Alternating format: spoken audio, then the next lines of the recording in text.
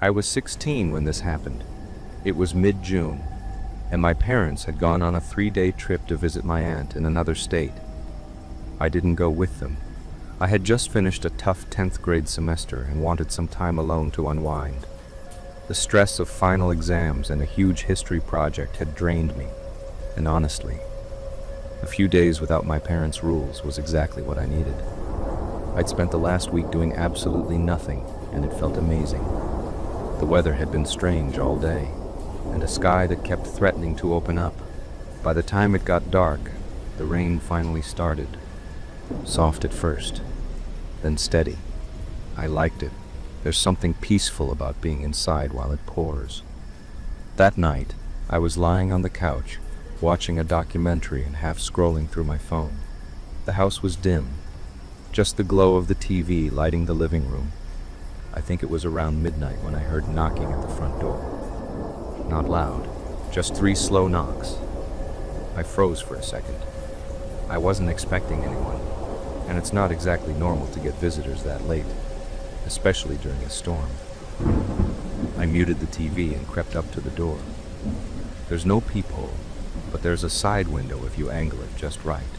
When I peeked out, I saw 2 figures on the porch. One tall man and a shorter woman beside him, both wearing dark jackets, both soaked from the rain. They weren't trying to get out of the rain or anything, just standing there like they were waiting for me to answer. Then the woman spoke up. "Hello, is this the Jordan residence?" That's my last name. I didn't say a word. My heart was thumping, but I stayed out of view. After a pause, the man leaned in closer to the door and knocked again, just once this time. He didn't say anything, but I could see him glancing around, like he was looking for lights or signs of movement inside. Something about their behavior was off, not just calm, but unnaturally still. The man kept swaying slightly, smiling to himself like he was enjoying the rain a little too much. The woman would blink slowly, her eyes scanning the porch like she was expecting something to happen. They weren't just strangers. They were acting strange. Eventually, they walked off the porch and disappeared into the rain. I waited a few minutes, then turned the TV off and sat in the dark. I wasn't sure what to think.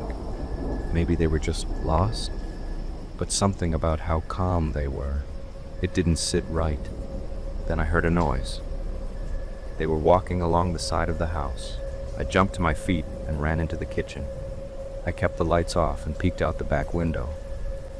There they were, now in the backyard. The woman was shining a small flashlight on the ground, and the man was looking up at the windows. They walked up to the back door and started trying the handle. Then I saw the woman pull something from her coat. Maybe a tool. That's when I panicked and quietly slipped into the laundry room, which leads into the garage. I grabbed my phone and whispered everything to 911. While I was still on the line, I heard it. A soft snap, then the back door creaked open. Their footsteps moved through the house, not rushed, deliberate. I stayed crouched behind the car in the garage, listening. Then something clicked in my brain. I had forgotten to lock the door between the garage and the kitchen. I moved quickly, heart hammering, and eased it shut as silently as I could. The old door made a faint creak, but I turned the lock and stepped back. Just in time, footsteps were getting closer. I could hear them talking now, not whispering, just calmly speaking in low voices, like they were discussing dinner plan. Their footsteps paused right on the other side of the door. The man tried the handle. Locked. I held my breath. "This one's locked too," he said flatly. Then silence, long enough to feel like they had walked away. I thought maybe they'd given up. I almost let myself hope, until the woman spoke again. "We'll check upstairs," she said. Her tone was emotionless. They always leave something important upstairs. They moved off, their footsteps creaking up the stairs, slow and steady. I heard drawers opening above, a chair being dragged, more muffled voices. I kept whispering updates to the 911 operator. My whole body was trembling. The floor above me groaned as they headed upstairs. Then silence. Nothing for minutes. The 911 operator told me officers were 2 minutes away. I was shaking, crouched in the dark behind the car, trying to breathe quietly. When the police finally pulled up, I heard sudden footsteps from the second floor, running, and then the sound of voices, arguing. The woman was shouting something I couldn't make out. The officers entered through both the back and front, yelling for them to freeze. I stayed in the garage until one of them opened the door and helped me out. They didn't resist, but they also didn't answer any question. They just stood there, soaked, silent. The man was smiling faintly when one of the officers asked what they were doing in the house. "Midnight rain knocking brings good luck," he said, like it was the most natural thing in the world. The woman nodded in agreement and added, "We were just here for the blessing." Their voices were calm, like they weren't fully present. Nothing was taken. Nothing was broken except the lock. But it wasn't about stealing. It felt ritualistic, intentional, off. But what really scares me is that they had gone straight upstairs, into my parents' room. Like that's where they meant to be. To this day, no one explained what they wanted. The only thing they were charged with was unlawful entry. But I always wonder, if I had opened that door, what were they planning to do? Now, I don't like to be alone in the house at all. The quiet and the dark just feel too big, and I find myself always checking the locks, especially when it rains. It's ironic, but I ended up falling in love with my school time. I never skip class because being at school, surrounded by people, is where I feel safest and most present. The PlayStation had become a part of my summer break, and frankly, I was sick of it. High school was supposed to be about creating memories. That's when the idea of camping sparked. I joined a closed Facebook group, Let's Camp, which seemed like a good start. That's where I met Sam. Turned out he lived surprisingly close, right here in North Carolina. One afternoon, staring at the GTA loading screen, I messaged him, "Hey, ever been to the Appalachian Mountains? Thinking of a trip."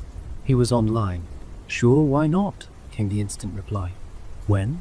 2 days later was the plan. Perfect. The Appalachians, famous, and yet a mystery to me. Mom and Dad had never taken me there when I was younger. Even so, it was just around 320 miles. Sam came in his compact car around 10 a.m., right at the bus stop near my place. Being a little cautious, I hadn't given him my exact address. It was about 3 hours of driving, with easy conversation with someone who shared the same excitement. Soon, we drove from the urban area into the hills, and then deeper into the proper mountains. We parked on the side of a quiet road. The air was different here, cleaner, sharper. We hiked for 2 hours. Finally, we found it. A perfect spot for camping. Moss-covered rock on one side, and a cluster of tall pine trees on the other. The view was breathtaking, layers of blue-green mountains fading into the distance. We set up our small tents and made a happy mess of the place. We were typical teenagers. We had fun, probably made a bit too much noise. I brought everything I could think of. Hat, marshmallows, a heavy-duty torch, even a small knife, to catch a rabbit for dinner, but no rabbits were spotted. Hours passed.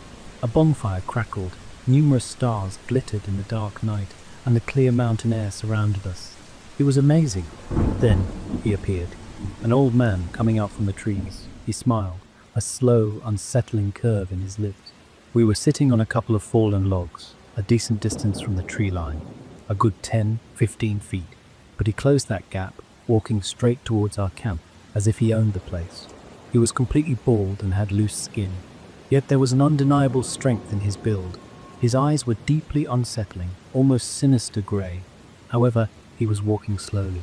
Sam, beside me, just watched, unblinking. My heart hammered. What was an old man in his 70s doing out here, this deep in the woods, at this time of night? How had he even found us?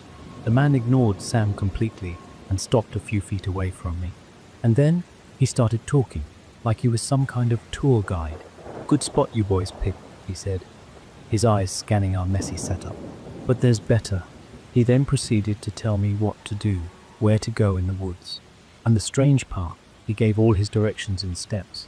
There's a waterfall, a pretty one, about 300 steps from here, off to your right. Good clear water. And if you go about 200 steps straight ahead, through those thicker trees, you'll find an old abandoned house.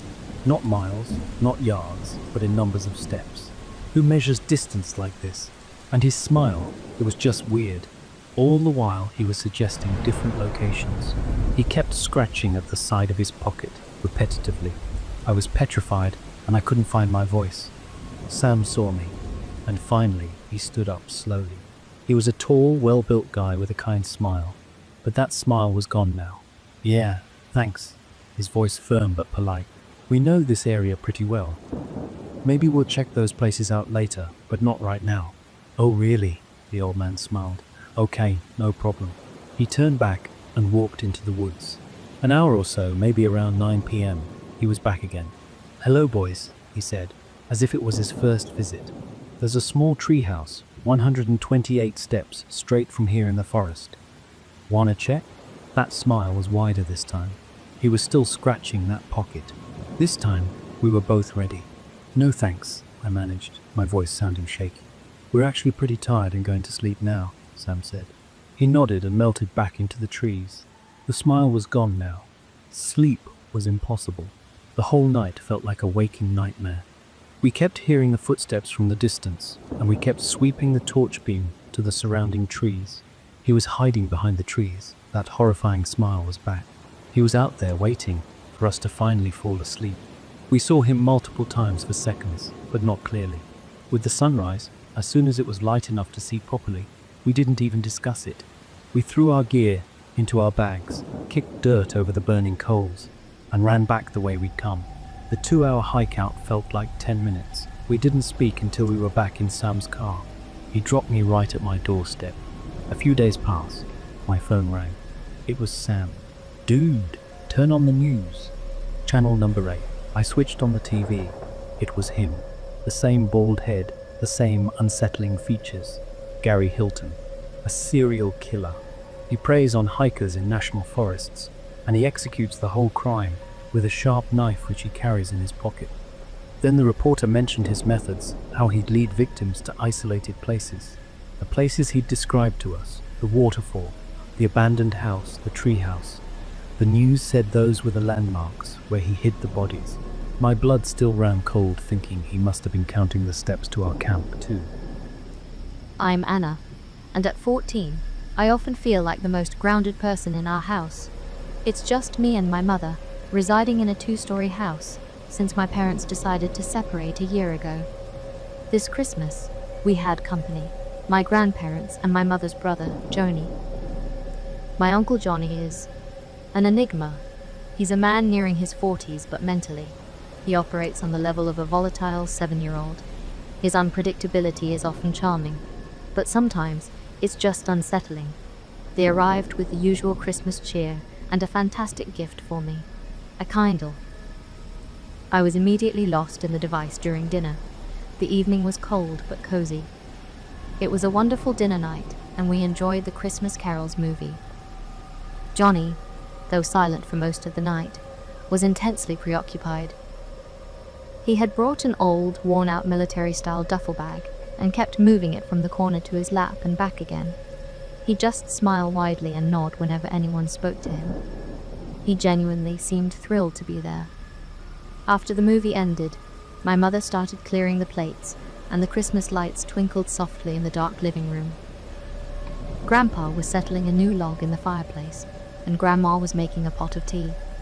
Uncle Johnny was sitting on the floor by the couch, the worn canvas duffel bag resting between his outstretched legs.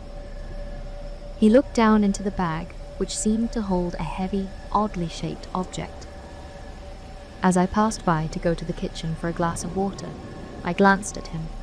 His brow was furrowed in concentration, and he made a small, careful adjustment to the bag's contents. He looked up at me and winked, then immediately zipped the bag closed with a sharp, creative movement. His expression shifted back to that wide, unnerving smile. Mission parameters confirmed. He whispered to himself, completely missing the fact that I was already in the kitchen. By 11:30, everyone was asleep. My room is right off the kitchen. I was trying to fall asleep when I heard a distinct sound of metal scraping stone right outside my wall. Then, a moment of silence followed by a small, sharp click, like a lock being manipulated. My heart pounded. I tried to convince myself it was just an animal, but the sounds were too deliberate. I crept out of bed and looked towards the window. Through the thin gap in the curtains, I saw a shape. A dark silhouette hunched over. The figure was wearing something bulky and oddly shaped on its head, maybe a hood or mask. It was larger than any animal.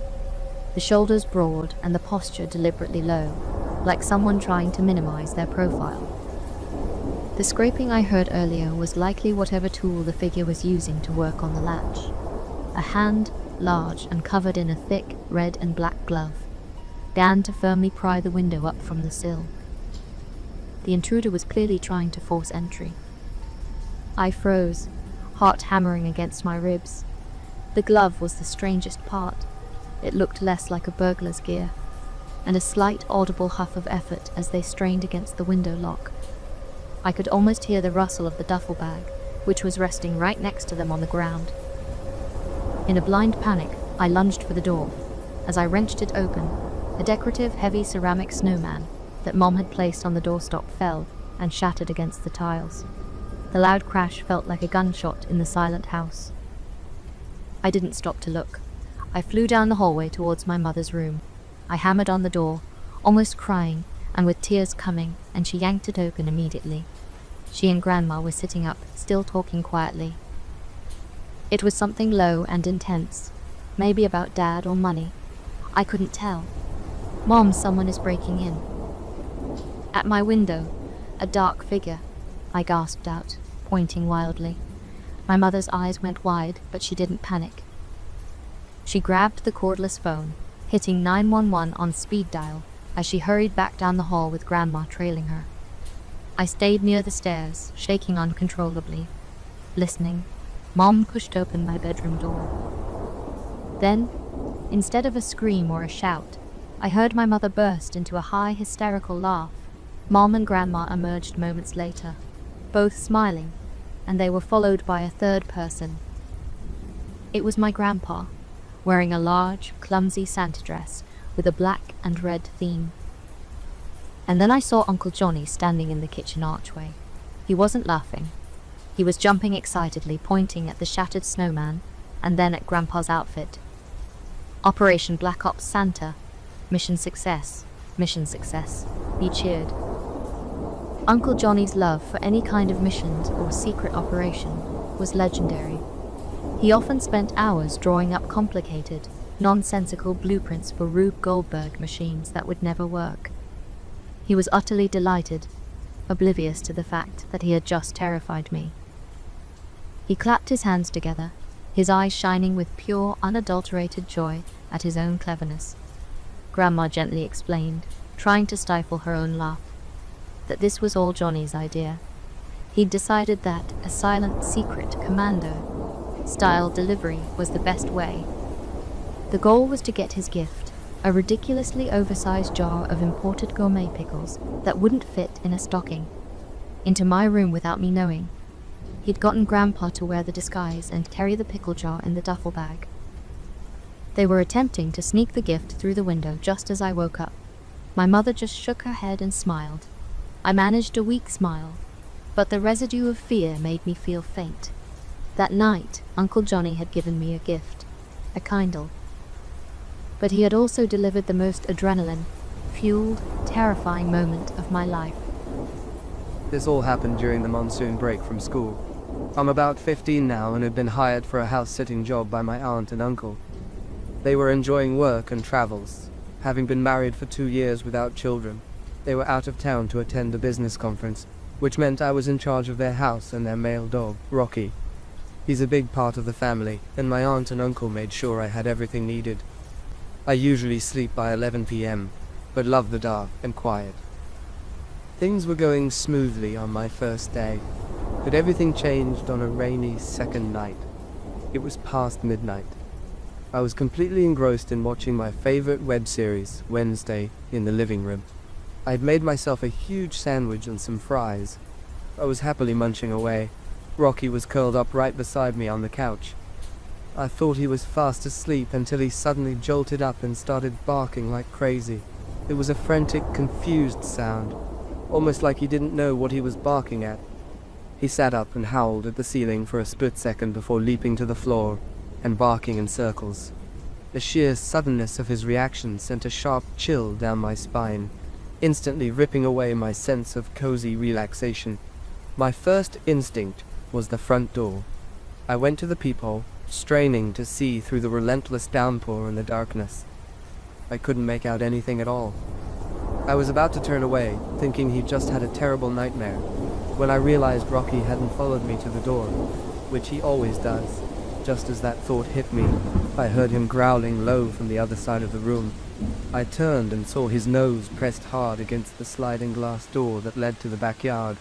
He was snarling and barking into what looked to me like a complete black void.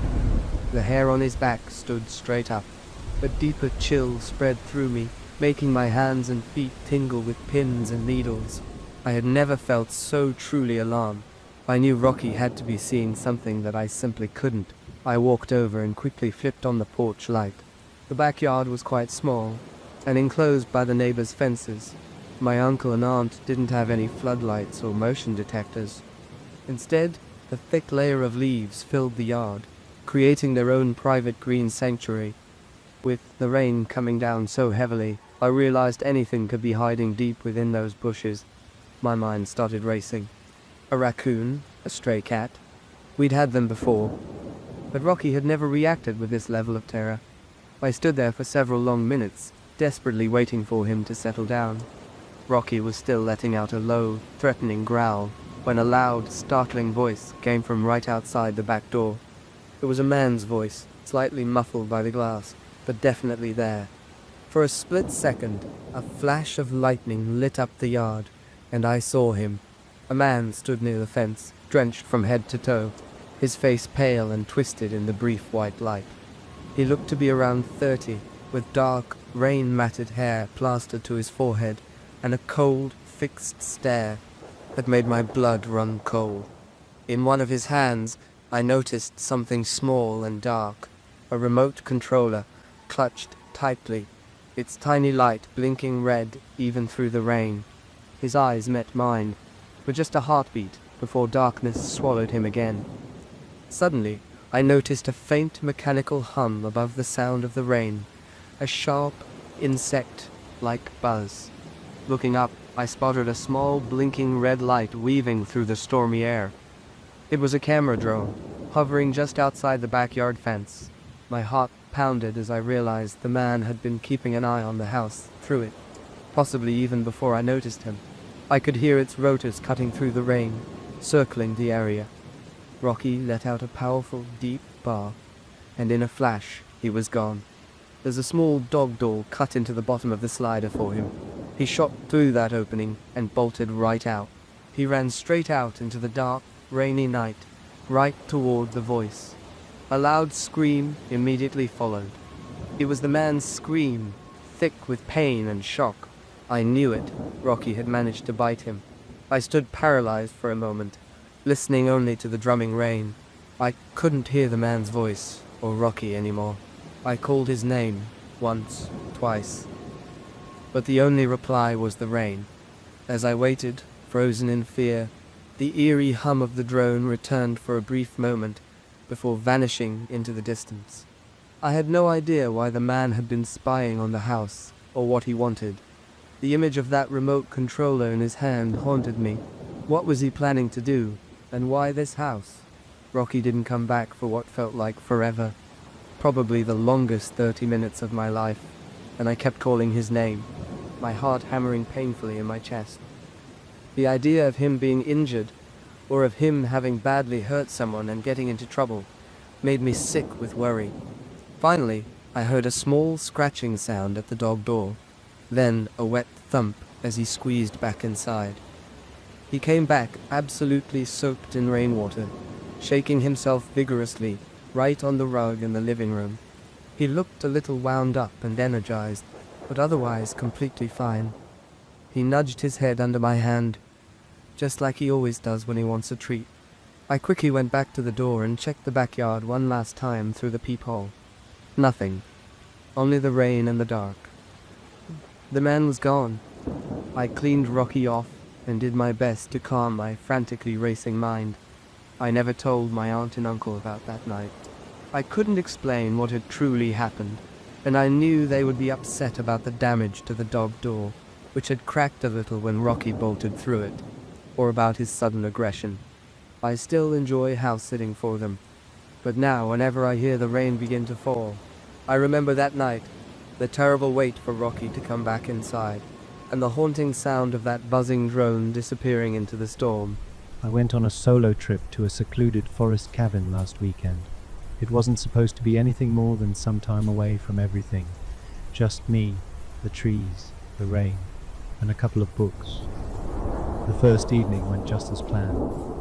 I settled into the tiny cabin, lit a fire in the wood stove, and listened to the rain tapping gently against the windows.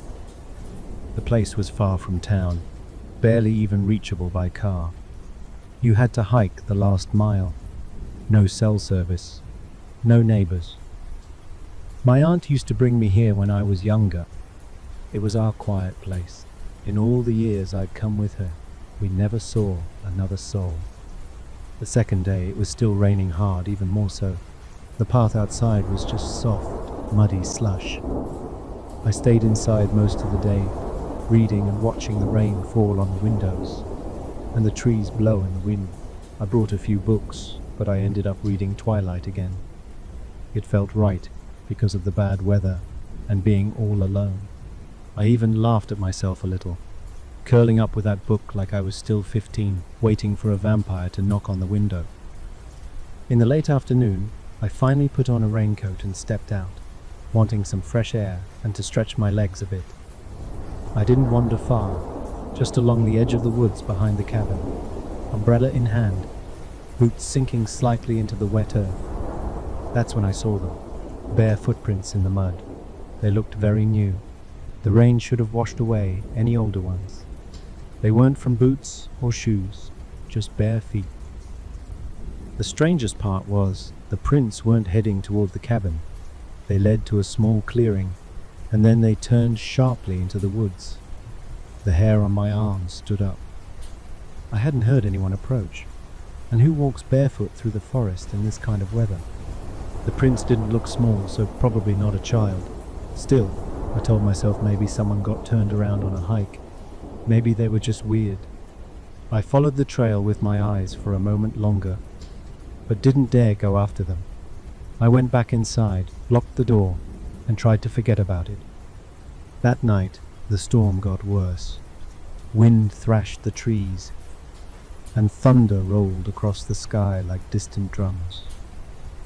I lit a few candles and sat by the window, watching the lightning flash through the cloud. Every now and then, I thought I saw movement in the dark, just shadows flickering between trees. Maybe just tricks of the light, or maybe not. It was close to midnight when I heard footsteps sloshing through the mud outside. Slow, deliberate. I held my breath, peering out through the curtain. At the edge of the open space, 2 women stood still. One was tall, with long, wet hair covering her face. The other was a bit hunched over, holding her arms tight to her chest, as if she was cold. They stood side by side, not moving or speaking. I turned on the torchlight, but the heavy rain made it hard to see them. Still, I could see their feet, bare, mud-covered. I opened the door, just a crack, staying behind it. "Are you okay?" I called out. The shorter woman turned and ran into the woods without a sound, fast and graceful, like she'd done it 1,000 times. But the taller one stayed. She didn't speak, she didn't flinch, just stood there, watching me through the rain. Then she said it. Food. Her voice was raw, like it hadn't been used in years. Caught off guard, I didn't know what to say. I went inside, grabbed a slice of bread and a nearly empty jar of peanut butter, smeared some on, and returned to the door. She was still there, unmoving. I handed it out to her without opening the door more than necessary. She took it with both hands and slowly walked to the front of the cabin. She sat in the mud, right in the storm, and started eating in a strange, slow way. She kept looking at me the whole time. A few minutes later, there was another knock. I opened the door just a crack to see her up close. "Water," she whispered. Again, I backed up, filled a cup, and returned. But this time, as I handed it to her, her hand shot out and grabbed mine. Her grip was ice cold and impossibly strong. I screamed and bit her finger as hard as I could without even thinking. She let out a strange, inhuman gasp and let go. I stumbled back, slamming the door shut and locking it with shaking hands. Through the peephole, I watched as she stood again. She didn't look angry. She looked sad. Then very slowly, she turned and walked back into the forest, following the same direction as the first. But as she disappeared between the trees, I heard her voice again, low and wet with rain. "Come with me." Over and over. I shut the door, locked it, and stood there for what felt like an hour. I didn't sleep that night. I packed everything at dawn and left as soon as it was light enough to see the trail. The hike back was slippery and miserable. My nerves were shot. Every few minutes I thought I heard someone pacing just beyond the trees. Not walking exactly, more like circling.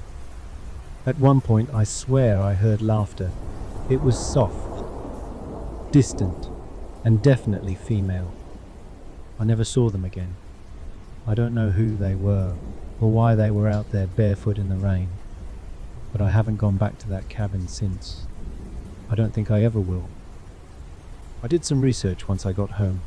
There had been reports, scattered ones, of women living off grid in those woods. Some called them survivalists. Others thought they were part of a cult that disbanded decades ago. No one really knew. They were never caught doing anything illegal, but a few hikers went missing in that area over the years. I didn't go to the police. I didn't think they'd care about a muddy footprint or a creepy stare. But I did post anonymously online, described what happened. A few people replied. One woman said she'd met them too, years ago, and they'd asked her for matches. Another guy said they followed him for over a mile but never spoke. His photo showed two distant shapes in the rain, too blurry to prove anything. Part of me wanted to forget it. But a bigger part of me couldn't stop thinking about how cold her hand was, or how tightly she held on. She wasn't just hungry, she was desperate for something. Maybe food, maybe shelter, maybe connection.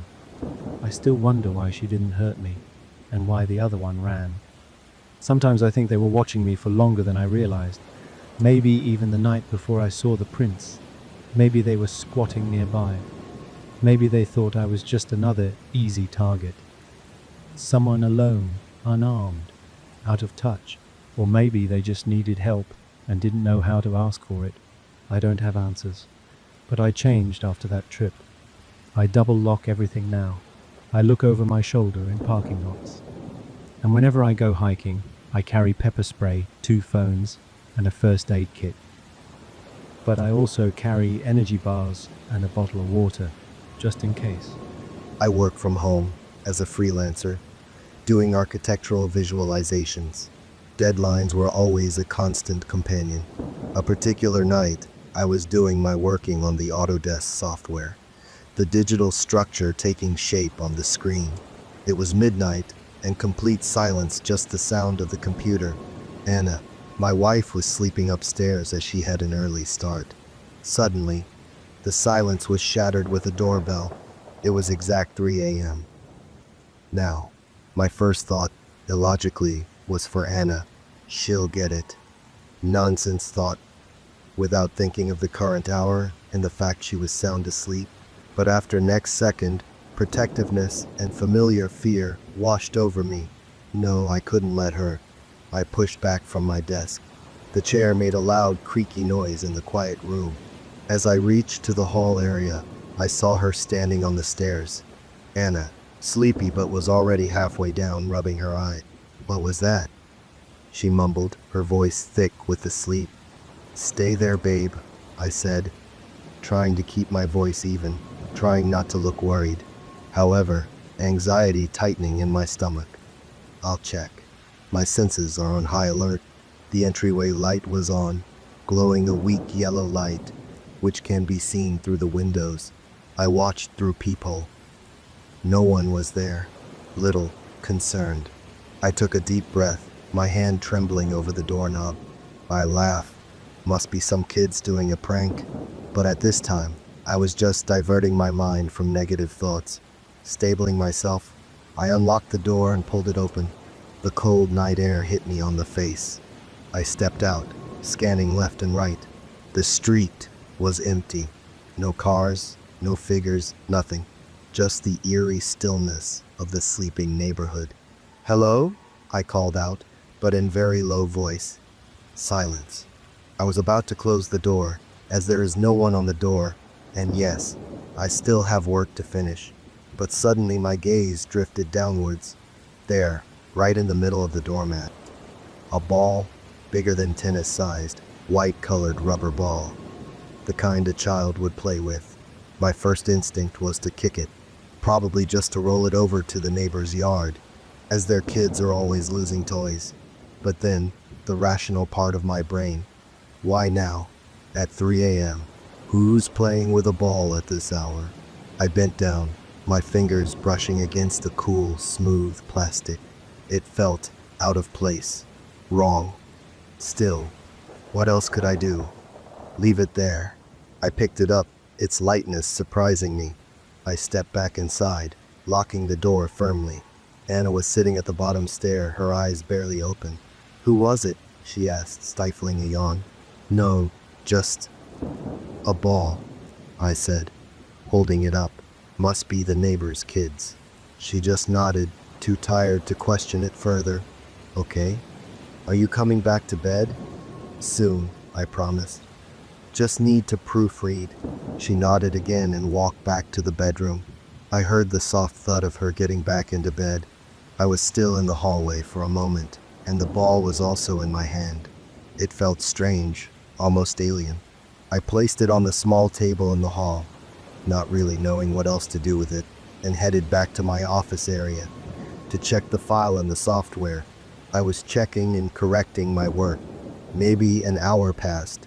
I just clicked the export option to pre-rendered the work to finalize the file when I heard it, faintly at first, then clearer. An unfamiliar sound, a child's voice, crying. It seemed to be coming from downstairs, from the hall. My blood ran cold. My fingers froze over the keyboard. Every muscle in my body tensed. The house was silent again. Only the sound of the graphic cards fan which suddenly increased. But the crying. I'd heard it. It was soft, mournful, unmistakably a child's voice. My heart hammered against my ribs. The image of the ball on the table flashed in my mind. Horror, cold and sharp, pricked at my skin. I was completely frozen, staring at my screen, but seeing nothing. The silence stretched, heavy and suffocating. Should I go check?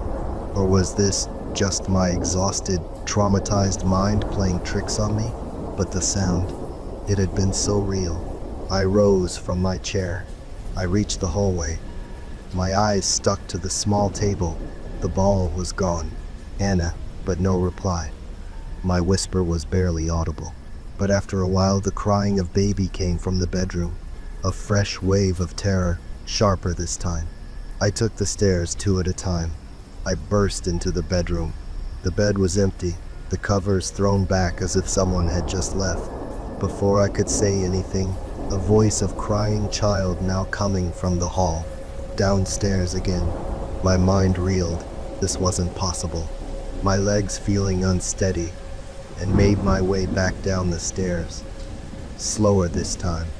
A creeping dread, coiling in my gut. As I reached the bottom, my eyes were drawn back to the small table in the hall, and the ball was there on the table. at the exact same spot, or where it had been before it vanished, but now its color was pure black. My head was spinning. Was I losing my mind? I picked it up. It felt heavier now, like something is now inside it.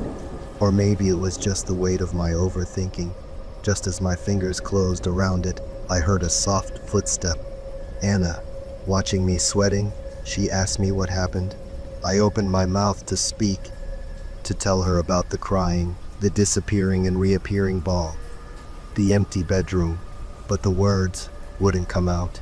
How could I explain something I didn't understand myself? I would sound insane. I said nothing and watched her in confusion. The ball felt cold in my hand. She reached the bottom of the stairs, yawning. She asked again, "Are you coming back to bed?" The same question as before, as if the last terrifying hour hadn't happened. I looked at her, then at the ball in my hand, then back at her sleepy face. The house was silent again, save for the distant hum of my computer still rendering upstairs, and I said yes. I followed Anna upstairs, the black ball still there in my hand. I placed it on my nightstand. Anna falls asleep quickly. Her breathing was deeper now, but my mind raced. After a while, a screechy sound came from downstairs, from the main door. I skipped the beat. Quietly, I came out of bed and overlooked the front yard from the bedroom window. I watched an old lady standing at our main door. Her hair was a mix of long white and black strands, fallen all over her face. In an adrenaline rush, I told myself, this is my house. No one messes with it. I grabbed my mobile, already dialing 911, and rushed downstairs. With a jolt, I flung the door open. No one was there. But then, I saw her at the edge of the lawn, near the bushes. "Hey!" I yelled. She didn't turn, just walked away and vanished in the dark bushes. Chasing her felt like a terrible idea. I'm only 5'6", and the figure I'd just seen was tall, easily 6 or 6'5". Very soon, the police came. I told them only about the tall old lady. They searched the whole area but found nothing. No trace of her, except for one thing. A big red symbol, freshly painted on my front door. It was 4 curved arrows, rotating anti-clockwise, with a solid ball at the center. I don't know what she wanted from us. Despite everything, Anna didn't wake. Didn't she hear the sirens? She still hadn't come downstairs. This past year, my wife and I had an unsettling experience. As soon as quarantine was lifted, we went for a hike at our local state park. Something we used to do regularly, even before we were married. I was personally looking forward to it. Our plan was to hike to a particular lake, spend the night, and hike back to the car the next day. It was a clear, warm day with nice and dry trails. For most of the morning, we were the only people out there. We decided to stop for lunch at a campsite about halfway to the lake, where we found another couple had the same idea. They were sitting at the concrete picnic table, and we asked if we could join them. Soon, all 4 of us were talking about what we had seen on the trail, and where we were headed. The couple revealed they were newlyweds on their honeymoon. My wife, a hopeless romantic, loved this and proceeded to tell them how we had met and other sentimental stories. 2 hours passed before we finally said our goodbyes. We arrived at the lake about an hour before dark, tired and hungry. I started a fire while my wife, Mandy, cooked a small meal as I pitched the tent. We sat around the fire, cooking s'mores, and eventually went to bed around 10 p.m. I woke up just before dawn the next morning to get the fire ready for breakfast. We repeated our roles from the night before, except this time I took the tent down and repacked it. After cooking, we made sure the fire was completely out and then started our return journey at 10 a.m. When we reached the halfway point, we chose not to stop.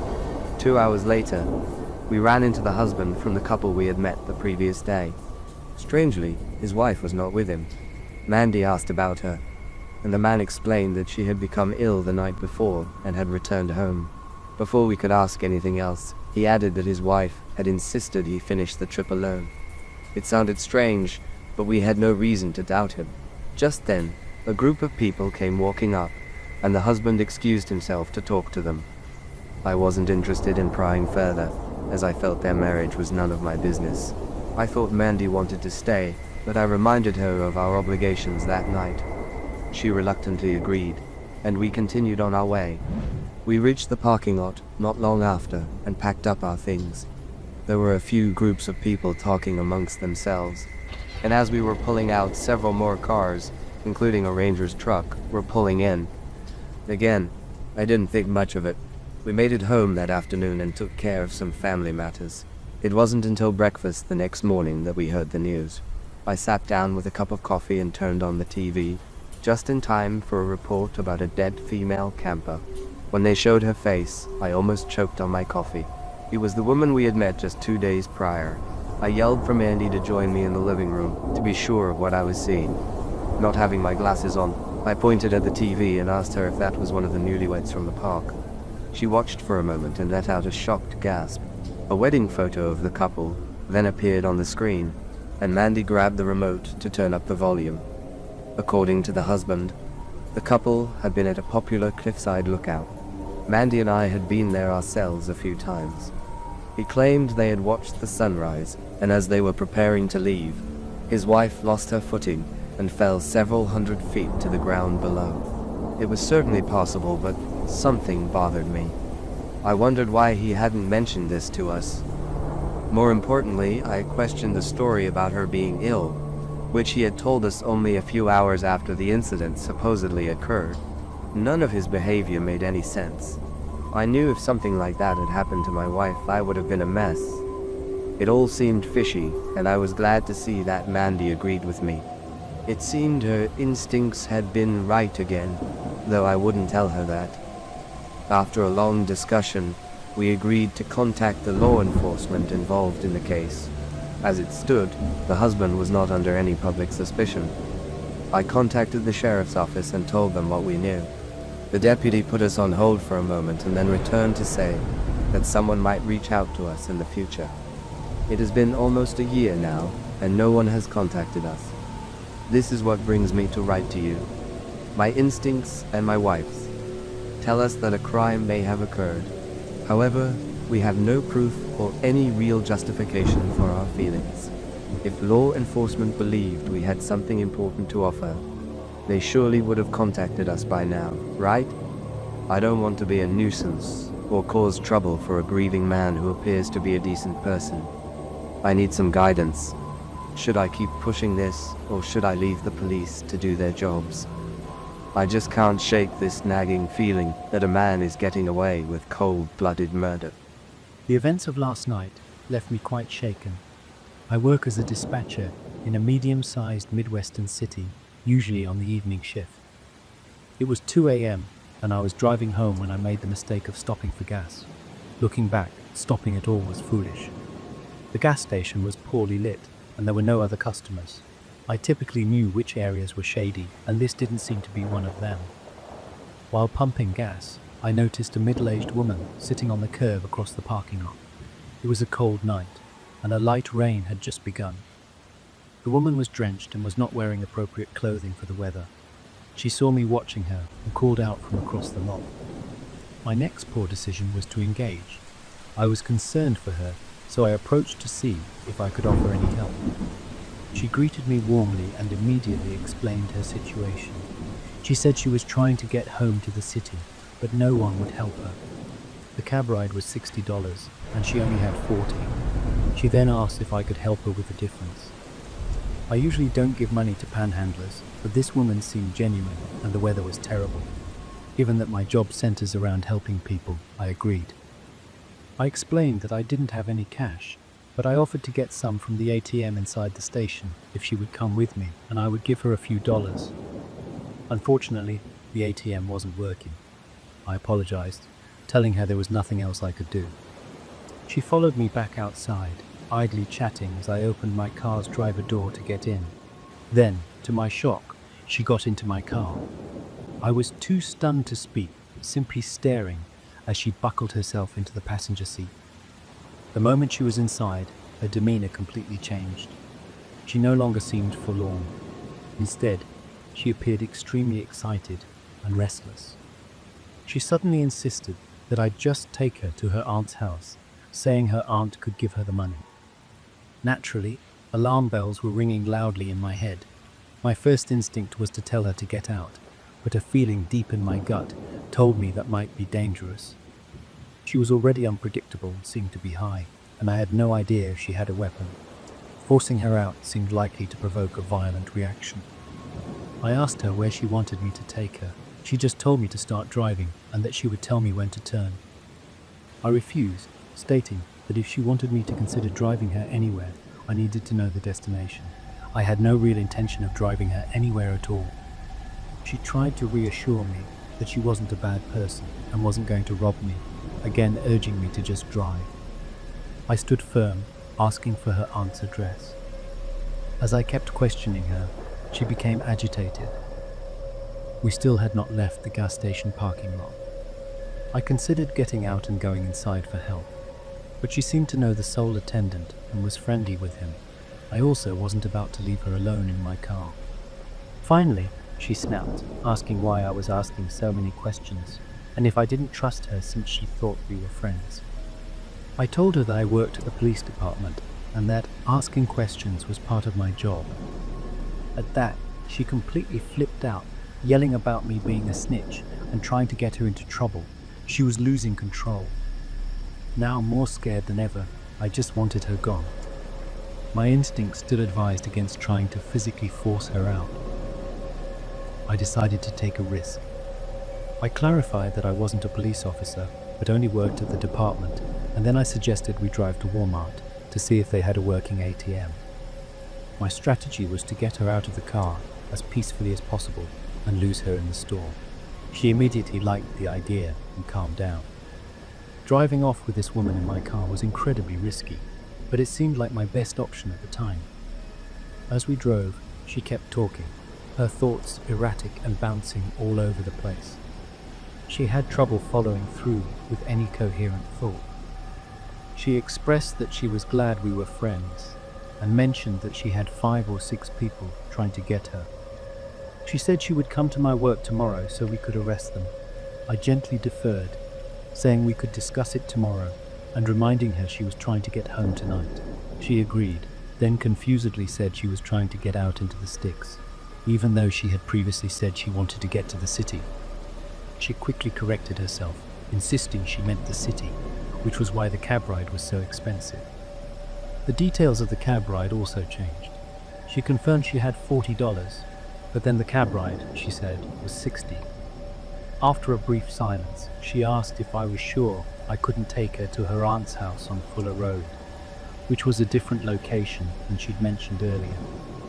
She quickly dismissed the idea, saying her aunt wouldn't give her the money anyway, and then returned to asking if I could just take her to the city. It was terrifyingly obvious that she was completely untrustworthy because her story kept changing. When we pulled into the Walmart parking lot, she finally got out of my car, but only after I exited first, and she followed me to the store. Before we went to find an ATM, I told her I needed to use the restroom. My plan was to call the police from inside a store, but she followed me into the bathroom. That's when things got really strange. She grabbed the crook of my arm and whispered a highly inappropriate question in my ear, asking if I liked being eaten out or receiving oral. I managed to tell her no, not as forcefully as I would have liked, and quickly got into a store, locking the door as fast as I could. With the barrier between us, I spoke up, suggesting that some friends at the police department could probably help her better than I could, and I said I was going to call them so we could figure things out together. Again, at the mention of the police, she started screaming at me. I just kept reiterating that the police would help her. She eventually snapped at me and said she was leaving, then stormed out. But it wasn't over. She waited outside the bathroom to grab me later. Less than a minute after she left, she came back into the bathroom and started banging on the stall door. She said something that scared me more than anything else. She told me to come back to my car with her because she had left her beer in my car. I flatly told her no. I had seen her get into my car, and she had absolutely nothing with her but the clothes on her back. After that, she left the bathroom again and didn't return. I waited a good 5 minutes before exiting. I immediately found a manager who called the police for me. I was relieved that I was in a different police jurisdiction from the one where I worked, because I was mortified at how incredibly stupid I'd been all night, and would have been utterly embarrassed if a co-worker had responded. The officer who responded took my statement and advised me to be more careful in the future. He warned that panhandlers sometimes turn violent, and he mentioned a recent case where a woman matching her description had assaulted a good Samaritan who had stopped to help her. I learned my lesson about stranger danger and consider myself lucky to have escaped unharmed. I am glad my foolishness didn't cost me more. Fellow listeners, the next time you think about helping a stranger late at night, reconsider. My friend from work, Samuel, called me during what was an otherwise quiet evening. His voice was full of excitement for the upcoming summer holiday, and he proposed we go on a hiking trip. He spoke as if it were the most wonderful idea in the world. A cold feeling immediately settled in my stomach. I cut him short, perhaps a bit too abruptly, and explained that I was not a fan of hiking. We spoke for a few moments more before I found an excuse to end the call. The reason I have this aversion isn't a simple dislike for walking in nature. It stems from a deeply traumatic experience in my past that I have never been able to forget. It all happened during the long summer vacation of my sophomore year in college. We were young, filled with the kind of reckless confidence that only youth can provide. At the beginning of that year, my best friends, Mike, Peter, and I, had made a pact. We pledged to seek out new experiences, to do things we had never done before, to push our boundaries. So when the idea of a hiking trip through Death Valley in Eastern California was suggested, it sounded like the perfect adventure. We saw the ominous name not as a warning, but as a thrilling challenge. Our preparations were laughably inadequate. None of us had ever been on a real hike before, but in our arrogance, we didn't think to do any research. We figured it would be like a slightly more rugged camping trip. We threw some snacks, a few bottles of water, and a paper map into our bags, convinced we were ready for anything. The three of us gathered with a sense of boundless optimism outside the college park, piling into Mike's old, slightly unreliable car. The initial hours of the drive were filled with laughter and loud music. With me navigating from the passenger seat, we pushed deeper into the wilderness. After a few hours, the map seemed to indicate that we had reached our destination. Yet the scenery was a vast, empty expanse. There were no signs, no visitor center, nothing to confirm we were in the right place. We decided to drive just a little further, hoping to spot a landmark or another person. That was when the engine sputtered, coughed, and died. The silence that followed was deafening. We got out and popped the hood, staring at the complex machinery with no real understanding. We tinkered with it for over an hour, our frustration mounting with each failed attempt to start the car. Finally, we surrendered. With a shrug of false confidence, we decided to leave it and walk forward. It seemed like a simple choice at the time. We grabbed our bags and started our trek into the desert. We walked for what felt like an eternity, but was likely more than 2 hours. The sun was a relentless force, beating down on us, with an intensity I had never imagined possible. The air was so hot it felt like we were breathing in a furnace. My throat was painfully dry, so I pulled out my water bottle and drank deeply, finishing almost half of it in one go. We paused for a 20-minute rest under the pathetic shade of a small rock outcropping before pushing onward. It was then that we checked our phones, but there was no reception. My screen showed nothing but an empty signal bar. Mike's and Peter's were the same. A knot of genuine annoyance and fear began to tighten in my stomach. My frustration boiled over, and I shouted out, questioning whose brilliant idea it was to attempt this hike without a guide. Both Mike and I instinctively turned to look at Peter. He held his hands up defensively, his voice nervous as he insisted it had only been a suggestion, and that we were the ones who had taken it so seriously. A tense silence fell over our small group. I took a deep, shaky sigh and continued walking, my heart heavy with a growing sense of dread. The thirst soon became overwhelming again, and I drank the rest of my water, trying to save a few last sips that barely coated my tongue. Hours crawled by, but the landscape never changed. It was an endless panorama of sand and rock, offering no landmarks and no signs of life. We were wandering aimlessly, following instincts that were proving to be utterly useless. Suddenly, Mike stopped dead in his tracks. He crouched down, his head in his hands, declaring that he couldn't walk another step, and that this entire trip was a horrible mistake. I had to agree. I was exhausted too, so I suggested we stop to eat the cookies I brought, hoping the small amount of sugar would give us some energy. As we ate, Peter voiced the question that was on all of our minds. He wondered if we could just go back, admitting he had no idea if we were even heading in the right direction. A sliver of hope sparked within us at the thought of retreat. We all turned to look back the way we came, desperate to see our path. But there was nothing. The wind had completely erased our footprints, leaving only the pristine, unforgiving desert. The sight was more terrifying than the heat or the thirst. It was as if the desert had swallowed our past, leaving us utterly and completely lost. After finishing our meager food, we decided our only option was to wait for someone to find us. But as the hours passed, the emptiness remained unbroken. A strange, unnerving feeling began to creep in. Peter was the first to point it out, his finger aimed at the sun. He noted how the days seemed to be dragging on for far too long. He was right.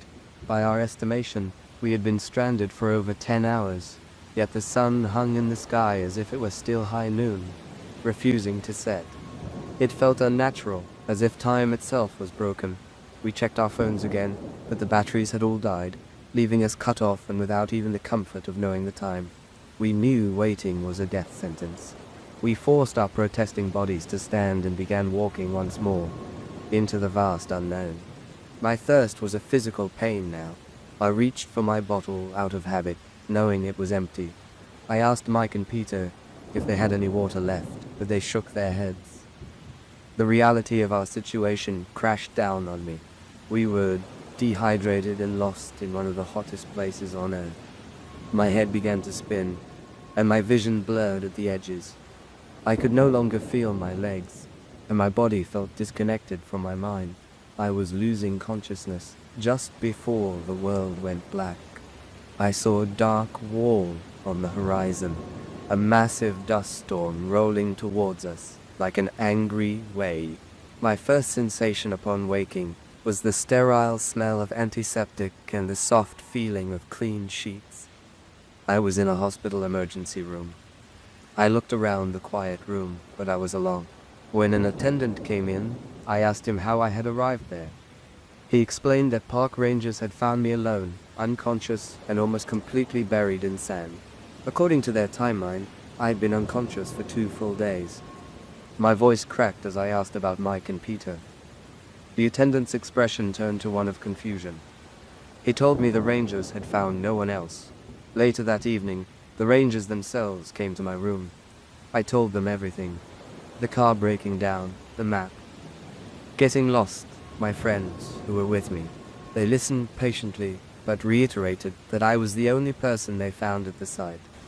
My pleas grew desperate, and I begged them to look again.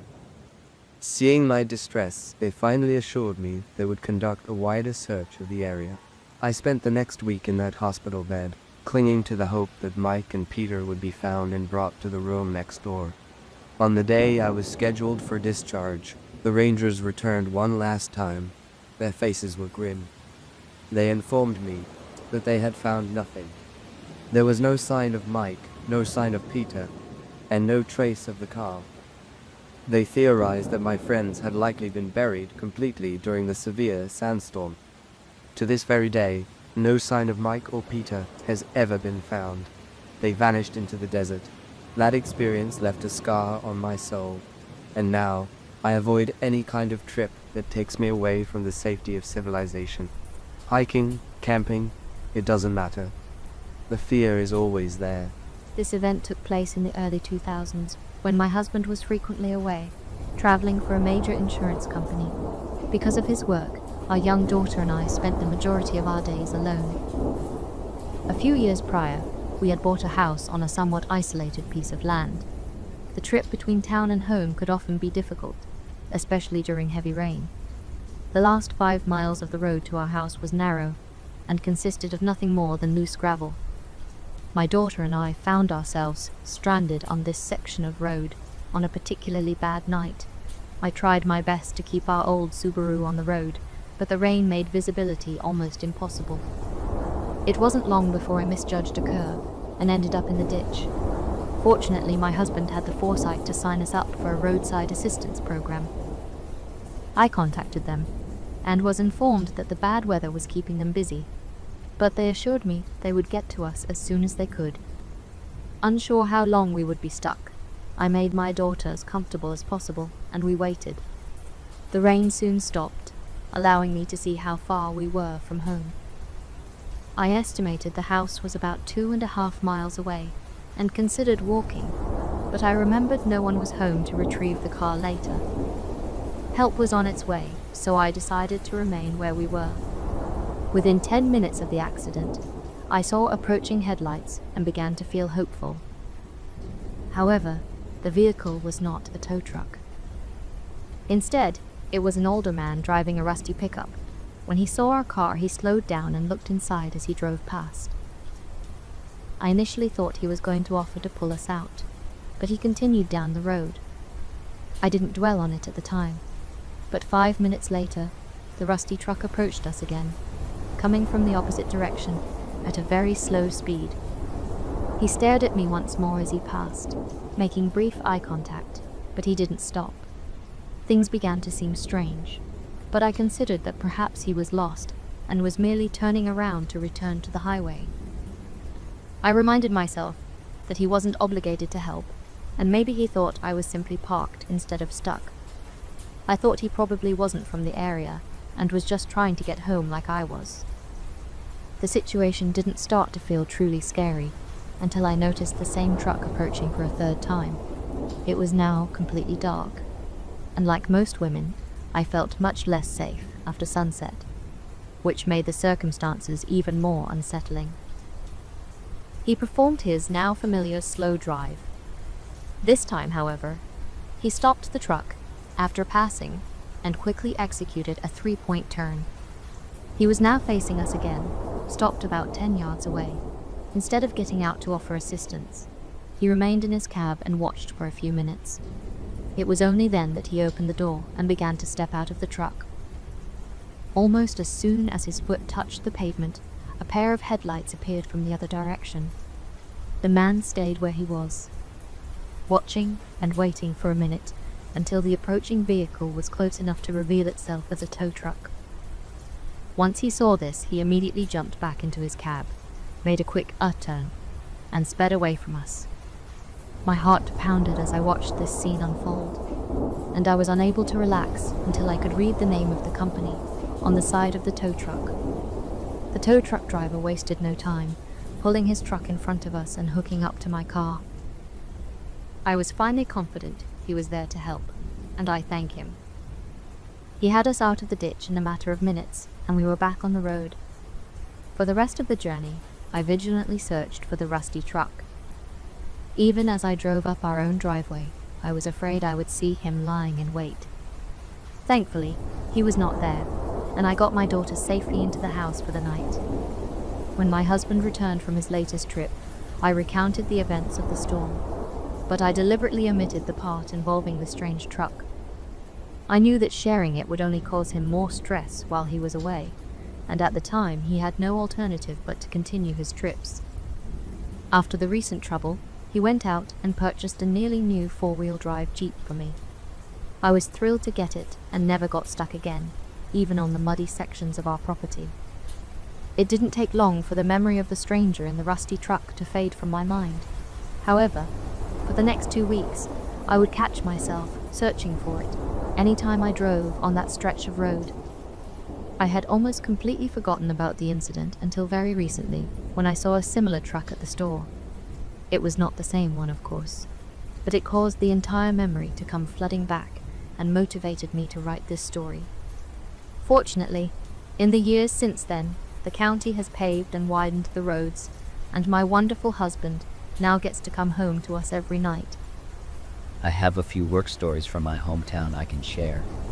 The first one happened when I was a 20-year-old college student working at a very rustic-looking gas station. It wasn't a standalone building.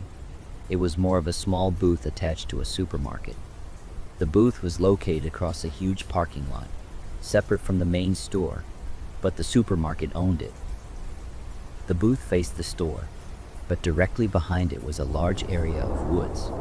The door to the booth faced left, towards the woods, which was an important detail. The window in the booth was bulletproof, but it only covered the front, meaning you couldn't see directly to the left or right of the booth.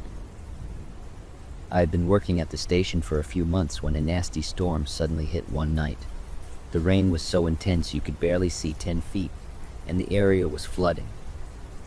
However, the supermarket, desperate for revenue, refused to close the booth. I showed up for my typical 5 to 11 p.m. shift in the pouring rain. 3 hours into the shift, the storm, which had become downright apocalyptic, caused a power outage. It was pitch black outside, and the rain was hammering down. I decided to sit tight inside the booth and wait for a manager to either dismiss me or fix the power. The phones were down, so I couldn't contact the main store, and no one was buying gas. I started doing my regular booth chores, such as cleaning the counter, counting cigarettes, and tidying the money drawer. Some background information is necessary. The booth door was supposed to be locked at all times. Unfortunately, a new hire had broken the key off in the lock. This forced a manager to break the lock just so they could get back inside. That lock hadn't been replaced yet, but we were instructed to pretend the door was still secured. There was a working deadbolt, but I found it annoying to bother with, and mostly left it unlocked. When I opened the door, I usually pretended to put a key in and made an audible chest sound. So, I was sitting in the unlocked booth in the pitch, black rain, doing my chores, when I heard something outside. A muffled splashing sound. With zero visibility, I pressed my ear against the door and clearly heard someone walking around the booth in the rain before stopping right in front of the door. Before I could internally scold myself for leaving the door unsecured, I heard that same chished sound. This was followed by a dreadfully quiet couple of seconds. I waited, expecting to encounter some deranged person. Then, the footsteps began splashing away, back into the woods. I quickly locked the deadbolt and waited out the rest of my shift, quietly shaken. I would occasionally hear the footsteps outside, but whatever it was never tried to open the door again. Finally, my manager drove over in a truck to close me out for the night. Since I was relatively new, I did not want to appear delusional or crazy. So I never mentioned the incident to him or anyone else at the store. A few months later, a coworker I was training told me about hearing footsteps late one night during a storm, after the lock had thankfully been replaced. I simply told him it was nothing, but advised him not to open the door if he thought something was out there. I gave him this advice not because I feared looking delusional anymore, but because I truly could not explain the phenomenon. Fast forward a couple more months. I was now the second longest tenured person working at the booth, which meant younger coworkers sometimes called me when they made a mistake.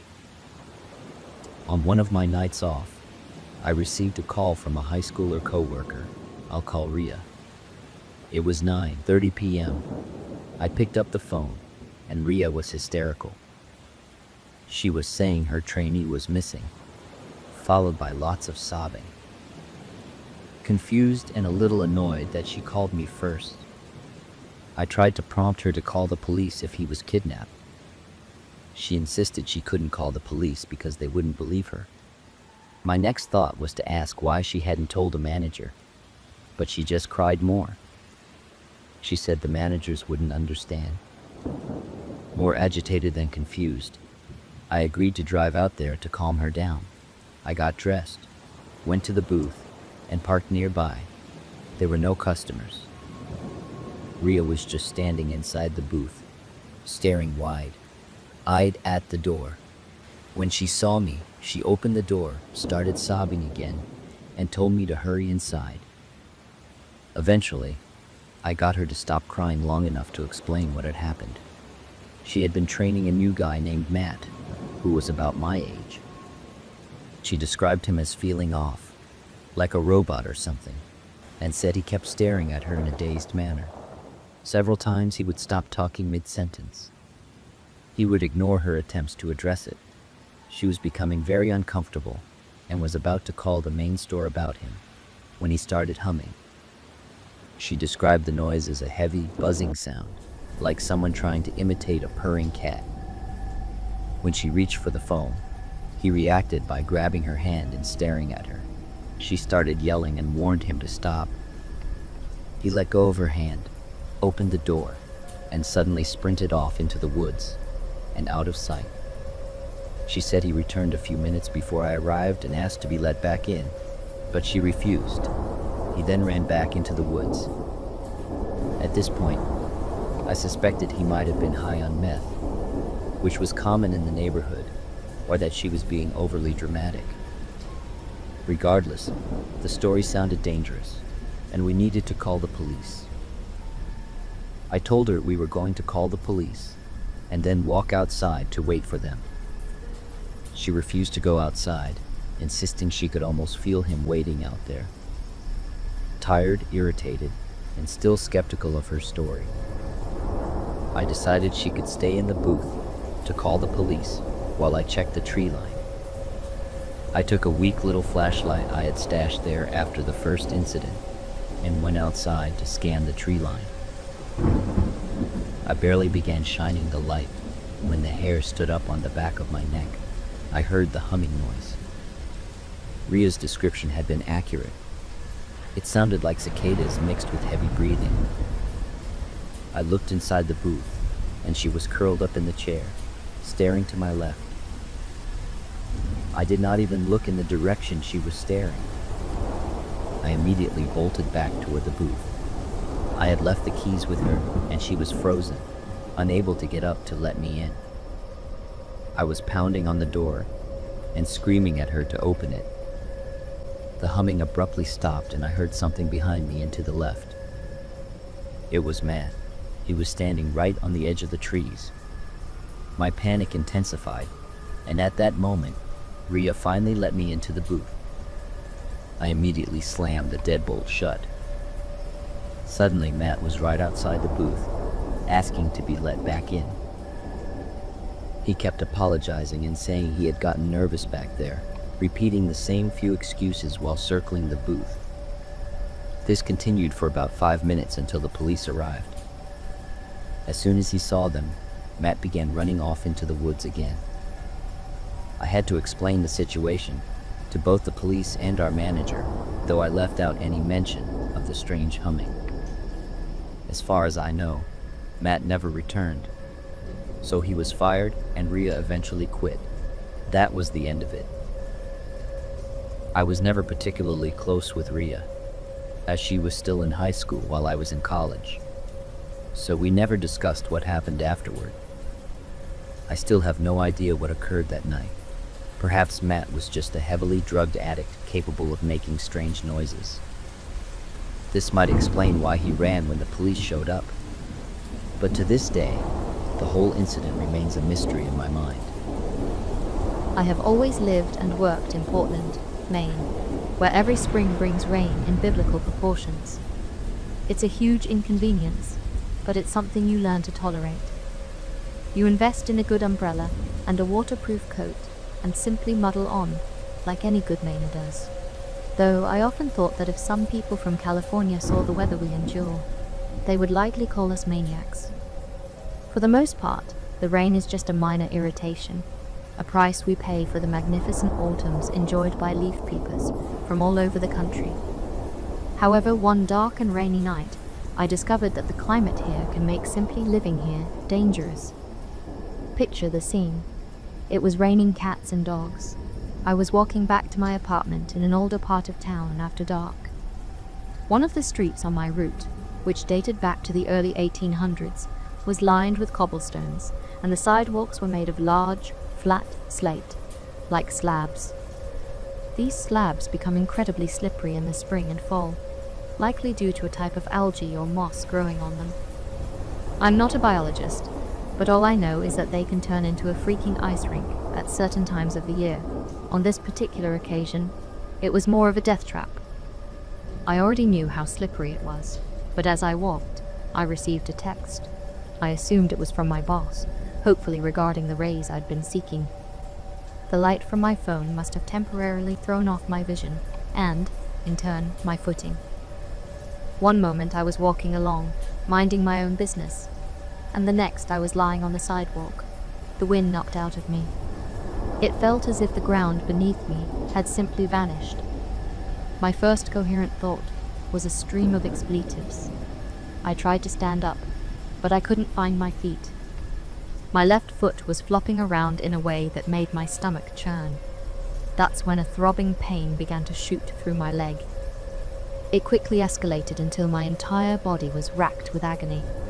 Every movement sent a searing pain zapping up my calf and thigh, and I realized I had suffered a serious break or sprain. Normally, I would have immediately called 911, but my phone must have slipped out of my hand when I fell. When I looked around for it, it was nowhere to be seen. I briefly wondered if it had slipped off the sidewalk, but then a sewer drain, the metal grid kind, caught my attention. It occurred to me that my phone might have clattered straight down into the sewer as I fell. It was a horrendous stroke of misfortune. I figured it wouldn't be long until a passerby stumbled across me and I could get help. But I looked around, growing increasingly soaked by the relentless New England deluge. I realized there wasn't a soul on the streets. People avoid going out in the worst of the rain, even if they are accustomed to it. It suddenly dawned on me that if I wanted help, I would have to call out, or even scream, for it.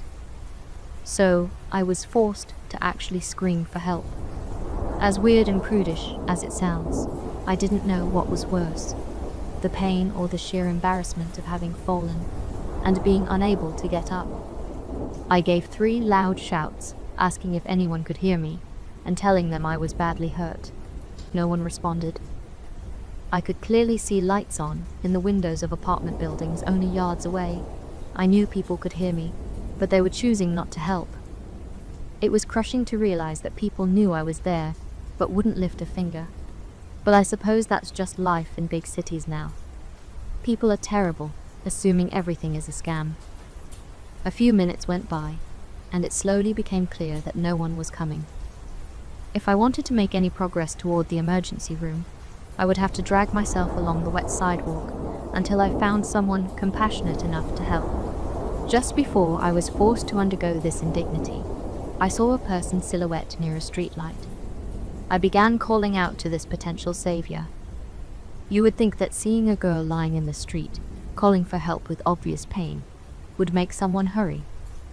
But this individual seemed to notice me, stopped for a second, and then carried on walking toward me at the same speed, not saying a word. The overwhelming relief I first felt quickly turned to dread. The person approaching me was not giving off any of the compassionate, helpful vibes I had expected. In fact, it was the opposite. When I told him that I thought I had broken my ankle and begged him to call 911, he remained completely silent. Seconds later, I was looking up at him, the rain splashing in my eyes. With his hood up, I could barely make out any of his facial features. He asked what had happened to me, sounding barely concerned, as if he hadn't heard me explain the issue just moments before. I reiterated my injury and just begged him to call 911, skipping the backstory. He didn't move. He made no attempt to get out a cell phone to make the call. Instead, he simply towered over me, silently staring as if I were some kind of curiosity. I remembered asking if he could see my phone anywhere, as I had dropped it. At that moment, he actually started looking around, which momentarily restored a little of my hope that he intended to help. In hindsight, I don't think he would have handed it over if he'd found it, because his next move, which I initially mistook for him trying to help me up, was to start patting me down for valuables before he simply grabbed my purse. I was stunned into silence as he rifled through the contents, taking a few loose bills. I couldn't believe anyone could be so callous, even in a big city like Portland. I was disappointed, angry, and in pain. But I wasn't outright scared until he took out my work photo ID, stared at it for a moment, and slid it into his pocket. That's when I realized this wasn't just about monetary gain.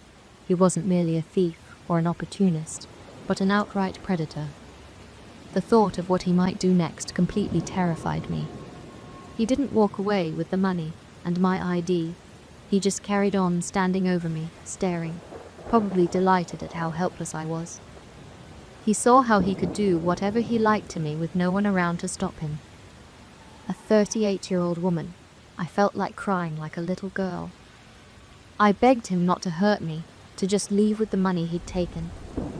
I think he just got off on my distress, but I was in no position to fight back. The best I could hope for was to hit him with my keys, if he tried to take things further. Just as I was reaching for them, lying discarded on the sidewalk, I heard one of the sweetest sounds of my life. A man's voice asked if everything was all right. The voice was polite, but aggressive and accusatory. Someone had finally emerged from one of the nearby apartment buildings. Hearing the voice, the hooded man started walking off just as chill as ever. The new arrival immediately challenged the man walking away, then looked back at me and called back inside, presumably for his wife, asking someone to call the police. He then rushed out to ask if I was okay, which triggered a huge wave of ugly crying as I pointed to my messed up ankle in between shakes of my head. A few hours later, I was laid up in the hospital with a broken ankle, high as a kite on the best medication my insurance could buy. I gave a statement to the police, had a good cry with my mother when she visited, and then informed all my co-workers that I wouldn't be seeing them for a few months. I got some small amount of closure when I heard the man was arrested for petty theft. Apparently, he had a history of drug addiction and mental illness, and had committed a handful of opportunistic robberies over the last few years. As a result, this last strike was going to send him back to jail for a few years, which I take a great deal of comfort in. This story of mine happened back in 2014. At the time, I was 2 years out of college, and to be frank, I couldn't keep a job to save my life. It would take a lot more time and experience before my attitude improved. In the meantime, I managed to get connected with a house-sitting agency. The work itself was quite cool, and I enjoyed the change of scenery with each new assignment. The problem, however, was the woman who ran the agency. She was a jerk to everyone without exception. You might be sensing a pattern in my employment history, but I promise you, in this particular case, I wasn't the source of the problem. I put up with her terrible attitude for as long as I possibly could, trying to make it work. Nevertheless, the inevitable day arrived when I finally gave her a piece of my mind.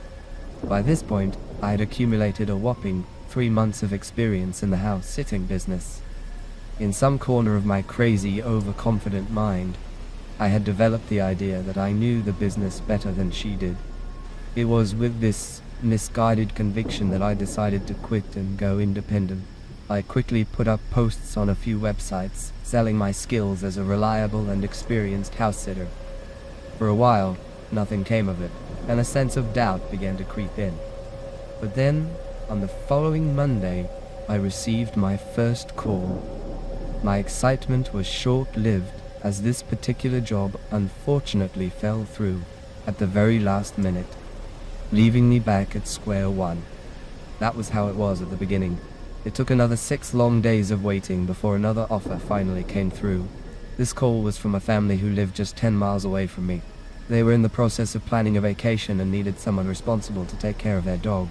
The father, with whom I spoke on the phone, sounded incredibly nice and reassuring. We made an appointment for the following day for me to come around to their home, meet the family and the dog, and discuss the details. The next day, I dressed in my best professional, yet friendly outfit, and drove out to meet them. The house was set off by itself on a large 4-acre plot of land near the county line. The area was mostly rural, and I had previously house sat for another family not too far from there, so I had no particular reason to feel suspicious. As I pulled up the driveway, however, I felt a little disappointed. Despite being a large house, it was visibly run down. Furthermore, the family's 2 cars parked outside were at least 10 years old and looked a little beat up. I tried not to be a snob. I couldn't shake the feeling that the inside wouldn't be much better. Suddenly, the idea of spending 3 nights there sounded a lot less appealing than it had on the phone. None of this initial impression mattered in the grand scheme of things, though. I had made an appointment and I was a professional who was going to keep it. Besides, nothing said. I had to take the job if I didn't want it after the meeting. With all of this in mind, I walked to the front door, rang the bell, and put on my happiest, most capable face. The door was answered by an old man who was surprisingly well dressed. He identified himself as the father. It didn't strike me as particularly odd that a man would dress so neatly, but then I looked down. I saw his shoes, a pair of old, raggedy running shoes. The contrast was jarring, but I assumed he had his reasons and put it out of my mind. He invited me in, and we sat together in the kitchen. To my relief, the interior of the house was in better shape than the exterior. It was clean and tidy, but I did notice a slight, persistent, musty smell in the air. The job was presenting itself as a bit of a mixed bag, and I found myself leaning toward turning it down. What would happen over the next half hour or so, however, would determine my final decision. It would be in a way I could never have anticipated. While we waited for his wife to join us, the man and I made small talk. He explained that she was just putting the kids down for a nap and would be with us in a moment. I could hear some faint movement down the hall, so there was no obvious indication that he was lying. However, as the seconds turned into minutes, small, unsettling things began to bother me. For a house supposedly home to children and a dog, there was absolutely no sign of them. There were no toys laying around, no sippy cups on the counter, no water bowls or dog beds on the floor. The closer I looked around the kitchen and the visible living area, the less it looked like anyone lived there at all. The home was fully furnished, certainly, but it lacked the lived-in clutter of a family home. No dishes sat drying on the counter, and no appliances were running in the background. An unnerving stillness hung in the air. I began to feel a slight, creeping unease. Something deep inside was telling me to get out of there. While this internal alarm was going off inside my head, the father kept talking. He was telling a long, rambling story and using his hands a lot for emphasis. It was during these gestures that I noticed his fingernails. They were filthy. Why would a man who seemed to care so much about his appearance, dressed in nice clothes, have such dirty fingernails? It was another strange contradiction. I would have guessed he was a mid-level office worker. He certainly didn't look like he performed manual labor, even if he had a hobby like woodworking. Wouldn't he bother to at least clean under his nails before meeting a stranger for a professional consultation? I am well aware of how stupid and judgmental this all sounds, but when you put it together with all the other odd things I had noticed, my instincts were screaming. Something was wrong, and I needed to leave. I knew that if my feelings were correct, I had to play it cool. If I was wrong, I didn't want to cause a scene and destroy my fledgling business before it even got off the ground. As calmly as I possibly could, I interrupted him and said that I had forgotten something important in my car. I explained that I would just go out and grab it and would return in just a moment. I smiled, trying to look casual, and stood up. As I turned to walk away, the man's hand shot out and he grabbed my wrist, his grip firm. This was all the proof I needed. My heart began to pound violently in my chest. He looked at me, his face changed, and he spoke through gritted teeth, informing me that I wasn't going anywhere. All the kindness had completely vanished from his voice. The friendly mask was gone, and his true face now stared coldly back at me. Panic surged through every inch of my body. I knew in that instant that I wasn't going to leave this place the same person. I knew I wouldn't be the same as when I entered. That is, if I ever left at all. I noticed his eyes jumping back and forth from me to the hall. He appeared nervous, almost agitated. Perhaps his partner or partners were being detained by something. All I knew was that I had to get away. I had to escape before they arrived. I waited until he glanced toward the hall again, and I took my chance. I yanked my arm away as hard as I could. His temporary lack of focus gave me just enough advantage. I was able to break free. I ran straight for the front door. In a moment of sheer luck, I had wisely worn flats that day instead of my usual heels. This simple decision was likely the very thing that allowed me to get away. Any woman reading this knows why. No sooner had I broken free, my captor yelled out to his accomplices. Why he hadn't called them until that moment still eludes me. Not bothering to lock my car door when I arrived was another small choice that would ultimately benefit me. The distance, though just a few feet from the front door to my car, seemed like miles. I scrambled into the driver's seat and was able to lock the door just before they managed to catch me. It wasn't until I was in the midst of juggling my keys that I saw the second of the men. My hands were shaking uncontrollably. While I struggled desperately to get my car started, my two assailants banged on the car windows and pulled violently at the door handles. The second man was much larger than the first. There was no way I would have gotten away from him. I did finally get the car going and sped away from the property. As I tore down their long driveway, it felt like the first time I could recall taking a breath in the preceding 5 minutes. As I sped down the highway, I called 911 to report my near abduction. I wasn't sure if my attackers were still pursuing me or not. Instead of heading home, I made for the nearest police station. I didn't dare let my guard down until I was safely inside the building and speaking to an officer. I quickly repeated my incident to the cop on duty. He filed a report while we waited to hear from the patrol cars that had been sent to the house. It wasn't a shock to hear that the men had fled. What did shock me was what the officers discovered in the master bedroom. The report stated, and I am paraphrasing, that when the officers entered the largest bedroom of the home, they discovered it had been stripped bare. Instead of furniture, the walls and floors had been covered in multiple layers of what looked to be contractor's plastic sheeting. What purpose the assailants had in mind for that room can only be guessed at, but every guess is terrifying. I still tear up at the thought of what awaited me in that room. I've never been a religious person, but I can't help but feel that someone or something was watching out for me that day.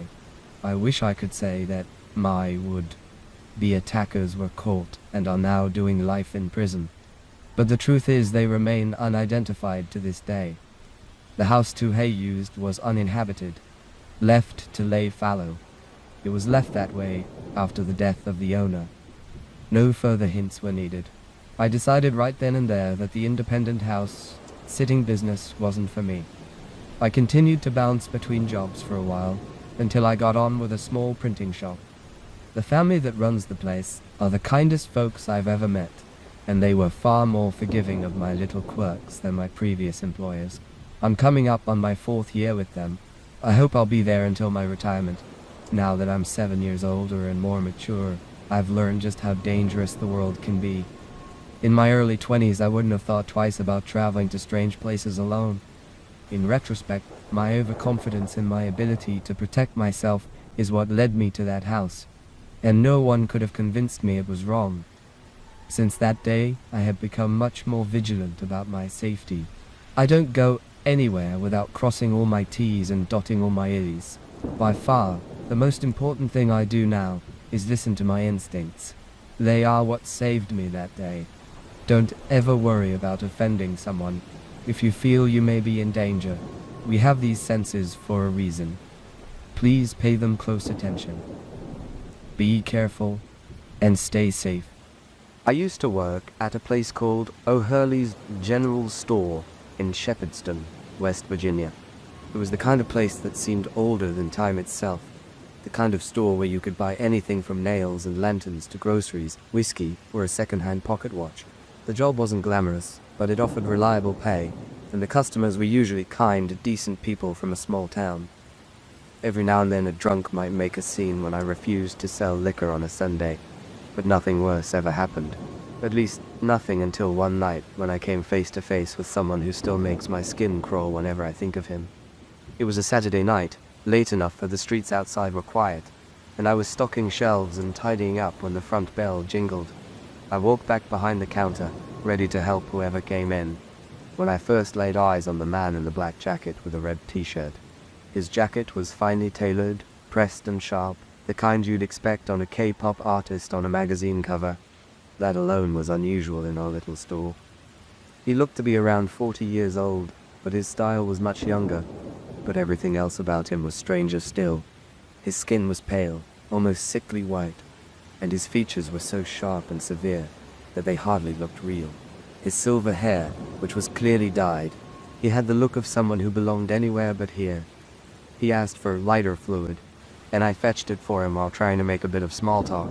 He said he was from DC, just passing through. He hinted that he was involved in politics, though he didn't really say what exactly. His words were vague, and his smile was wolfish, like he knew more than he would ever tell. When it came time to pay, he pulled out a roll of bills that must have been thicker than my fist. All hundreds as far as I could see. He peeled one off and laid it on the counter. I gave him his change and made a joke about how if business hadn't been so good earlier, I wouldn't have had enough to cover it. He didn't so much as crack a smile. Instead, he pulled out a silver-plated Zippo lighter, the fanciest I had ever seen, and began filling it with the fluid right there at the counter. I expected him to light a cigarette, but when I mentioned it, he said he didn't smoke. As soon as he finished filling the lighter, a few drops spilled onto his finger. He raised it to his lips and sucked the liquid off like it was nothing. I recoiled without meaning to, startled by the sight of a grown man sipping lighter fluid as though it was sweet tea. He noticed my reaction, grinned wider, and seemed to enjoy the way it unsettled me. Before I could gather the courage to ask him what he was doing, the bell over the door rang again. This time it was a girl, no older than 14. The strangest part was the way she dressed. Her denim skirt had embroidered white flowers, and her shirt looked like something a much younger child would wear. She called him Daddy and asked if there was a bathroom. The man looked at me, and I gave him the key to the store's restroom. Instead of passing it to her directly, he pulled a small black leather wallet from his jacket, placed the lighter, the wallet, and the key together, and handed them all to her. She walked off and locked the bathroom door behind her. That was when a sick feeling settled in my gut. Something about the whole arrangement felt wrong. The girl didn't look anything like him. She had soft, rounded features and curly hair, nothing like his sharp face and silver hair. She was far too old to be calling her father Daddy in that childish way, and the way he handed her the wallet, along with the lighter, gnawed at me. I had a strong suspicion about what was inside, but lacked any solid proof. I tried to distract myself by asking him where they were headed next, but he turned cold. His eyes were nearly black, narrow and piercing, and when he looked at me, it was like he was staring straight through.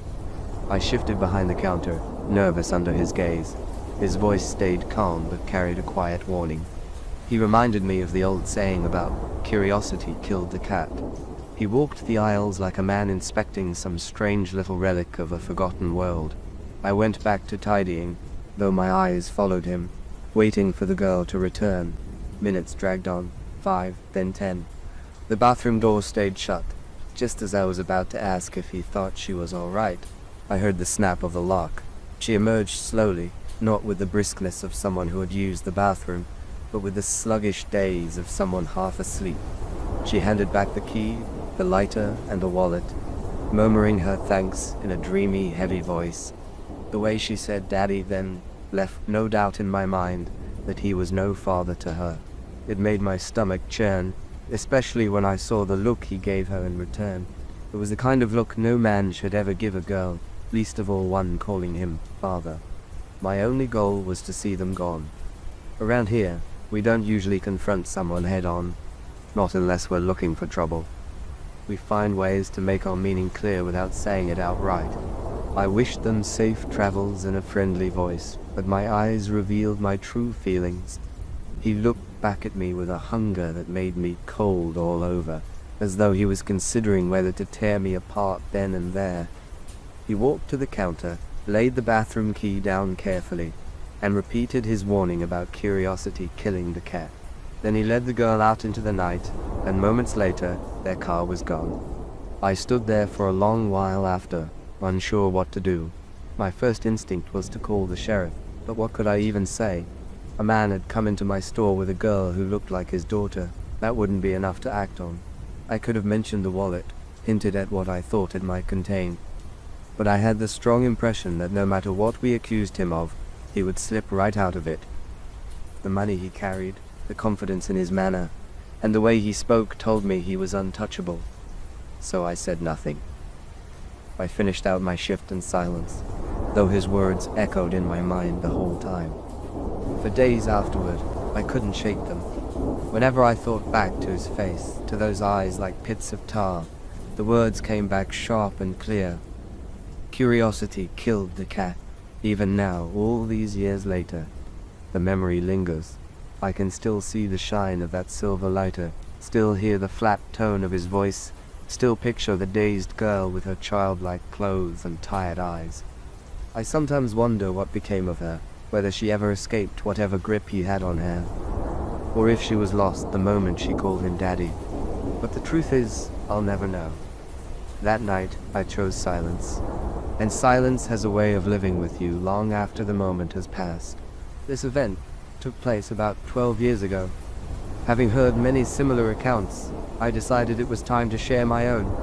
I was around 12 years old when it happened, and the memory was so frightening that I had to ask my brother to help me recall the details. At the time, I was 12, and my brother was 26. He had been serving in the US Army for several years, and was preparing for his second deployment to the Middle East. It is important to note that he was a Green Beret, having recently completed the Army's Special Forces qualification course to become an active duty SF engineer sergeant. He was not someone to be taken lightly. Since we both loved the outdoors, he decided to take me on a backpacking trip to the Sipsey Wilderness in northern Alabama before he left for 9 months. The trip was uneventful until our third night of camping. Around 8 p.m., we had set up our camp and were sitting by the fire, talking about things like guns and girls. Our campsite was positioned about 50 yards from a large stream and another 50 yards downhill from the main path, forming a rough triangle between the 3 points. It was summertime in Alabama, so the sun had not completely set. 2 men, who appeared to be in their late 20s, approached our camp. They asked if we had seen any hogs during our hike. This being rural Alabama, we had actually seen some deeper in the wilderness and told them so. Although they were polite enough for my brother to call them good old boys, I got a very creepy feeling from them. They had dirty clothes, greasy hair, and scraggly beards, looking like they belonged in the movie Deliverance. They lingered for a few minutes, longer than felt comfortable, looking around our camp. They asked us questions about how long we had been out there and how late we planned to stay up, which felt like they were sizing us up. Then they abruptly said goodbye and left. I felt uneasy about the encounter, even though I did not feel directly threatened, and I knew my brother certainly wasn't. About 3 or 4 hours later, my brother and I were asleep in our tent. I was woken by the sound of multiple dogs barking. I have always been a heavy sleeper, so for me to wake up, they must have been close. My heart began to pound. I kicked my brother through his sleeping bag and asked if he was awake and could hear them. He confirmed that he was, explaining that the dogs had been getting closer for the last hour. He told me I should lie still and be silent. As a 12-year-old, I was terrified. We could also hear occasional shouts from different directions, though they didn't seem to be getting any closer. After a few minutes, my brother whispered that they were probably just hunting hogs. This offered me a little relief, but not much, and I somehow managed to fall back asleep. My brother later told me that hunting at night was a major red flag, but he was likely just trying to keep me calm. Around 2 a.m., I was jolted awake by my brother firmly squeezing my shoulder. He told me to wake up, put my shoes on, and follow him quickly and as quietly as possible. My heart immediately started racing again as I heard the dogs and voices in the distance. They were farther away than before, but still audible. I did as he said without question. Once we were out of the tent, he instructed me to get on his back, which was easy for him after his military training. We moved silently about 50 yards into the woods, toward the junction of the path and the stream, and hid in some bushes. Our hiding spot was on a small hill. giving us an elevated view of our campsite. As we lay there, I was aware of how loudly I was breathing compared to his complete silence. I then heard the distinct sound of a pistol slide being racked. Looking over, I saw my brother holding his HK-USPP pistol. I started to whisper something to him, but he placed his hand over my mouth and pointed towards our camp. The group of hunters had been steadily approaching and had now reached our site. There were 5 men and 3 or 4 dogs. They all looked young, but 2 of them were carrying rifles or shotguns. The dogs were going wild, having clearly picked up our scent. As any camper knows, a group of armed men with dogs showing up at a random campsite in the middle of the night does not have good intentions. I was scared out of my mind. I couldn't understand what they were saying, but my brother later confirmed they were talking about us, though he couldn't make out the specifics. They stayed for about 20 minutes, shining flashlights around and talking amongst themselves. My brother then leaned in and whispered a plan to me. He said that if they came towards us, I should turn and run as fast as I could. He instructed me not to stop or look back. He told me to stay off the trail and to look for flashing lights. He handed me a flashlight with a red filter, explaining later that it preserves night vision and is harder to see from a distance. At that moment, I was so scared I nearly cried, but I also felt a rush of adrenaline. I think I felt a sense of confidence that my brother trusted me to handle myself. We lay there for a little while longer until the men suddenly started screaming into the woods, asking where we were. They began firing their guns randomly into the trees. My brother dragged me back over the crest of the hill and threw himself on top of me for protection. Thankfully, our position kept us safe from any direct gunfire. After 5 or 6 more shots, the men started walking back the way they had come. They had only gotten about 100 yards away when a loud siren blared and emergency lights flashed through the woods. My brother had used our family's satellite phone to call the Forest Service. They had dispatched officers and game wardens to our location. Given the Sipsey Wilderness is 25,000 acres with mostly dirt roads, it had taken them a while to arrive. When we saw the game warden's truck, my brother signaled it with his light and pointed in the direction the hunters had gone. The truck sped off, its spotlight cutting through the trees. Once they were gone, we returned to our camp, quickly packed our things, and waited by the path. The game warden eventually returned and gave us a ride in the bed of his truck to the main staging area. On the drive back, my brother praised my bravery and said we could tell our parents what happened the next day if I wanted to. I asked him not to, afraid that they would never let me go camping again. We never received any definitive information about what happened to the men we encountered. Many friends have since visited the Sipsey area and had wonderful, uneventful trips. However, it remains a true wilderness area where law enforcement response, if you can even contact them, will be slow. I was lucky my brother was there and reacted so well. We were also lucky that whatever the men's intentions were, they either changed their minds or were interrupted. I do remember that after they left our campsite and the warden drove off, they'd headed in a different direction. They went parallel to the stream and away from the trail, where no vehicle could follow. The warden returned after about half an hour, saying other officers were on the lookout, but a thorough search would have required a large effort on foot. I was on my 3rd house-sitting job when a truly upsetting incident occurred. To understand why it affected me so much, you should know a bit about my past. I grew up with a single mother who, despite being wonderfully loving and supportive, felt an enormous pressure to find a new husband. My dad had left soon after I was born, and she started dating right away. This pressure led to a lot of bad choices. She would frequent bars and constantly bring new men home. A few would stick around, but not for long. She never seemed to grasp that a bar wasn't the place to find a husband. Every relationship would inevitably devolve into arguments and fighting. On more than one occasion, the fights turned physical on both sides. My mother was never a passive victim. Fueled by liquor and frustration, she would often meet his aggression with her own, resulting in shouting matches that quickly devolved into shoving, broken objects, and sometimes even blows. My mom's love of wine only worsened the tension. Living in that constant state of chaos turned me into a people pleaser who despised confrontation. It's the main reason for my panic attacks. I've worked hard on being more assertive, but I sometimes fall back into my old habits. My story began in 2015 when I was struggling to find a job in my degree field and bouncing from one position to another. A friend had recently become a house sitter and made it sound like a permanent vacation, which I desperately needed.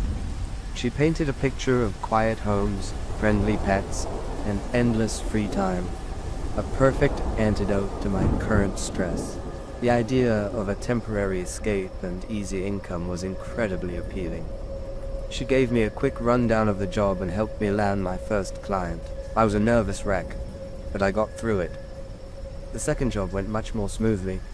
It was the third, though, that made me reconsider house sitting long term. It was mid-2016 when I answered an ad for a house sitter a few hours away. It was my first long-distance gig, and I didn't want to mess it up. I made a list of questions, showed them to my friend, and after she suggested a few changes, which primarily involved asking more specific questions about the pet's routine and any potential security issues, I called the homeowner. We set up an appointment for me to see the property. The owner was a businessman who needed to leave town on short notice. My job was to accept packages and mail, but most importantly, to look after his dog, a Saint Bernard mix named Bart. When we first met, Bart didn't seem interested in much. He sniffed me once and went back to his bed. The hiring process was fast. I asked my questions and we both decided I was perfect for the job. I checked into a hotel for the night and returned the next morning for my 3-night stay. I was looking forward to relaxing and maybe playing with Bart. That afternoon I tried, but Bart wasn't interested. Instead, we just lounged on the patio. It was a beautiful sunny day, and the cool breeze and shade made it feel like paradise. The remote location was wonderfully peaceful, and I felt calmer than I had in a very long time. We took a short nap. Bart and I were then ready for dinner inside. I ordered pizza and cheesy bread, and afterward I opened a pint of ice cream and parked myself in front of the TV. Bart was proving to be as easy to handle as I'd hoped. He joined me on the couch, and we started watching a movie on Netflix. We were about halfway through the movie when the doorbell began ringing. Not a normal ring, but an incessant, frantic buzzing. It was well after 5 p.m., and I wasn't expecting anyone. I briefly considered not answering, but the persistent ringing made me think someone might need help. On the other side of the door was a woman with an aggressive stance. She didn't say a word before she tore into me, demanding to speak to the homeowner.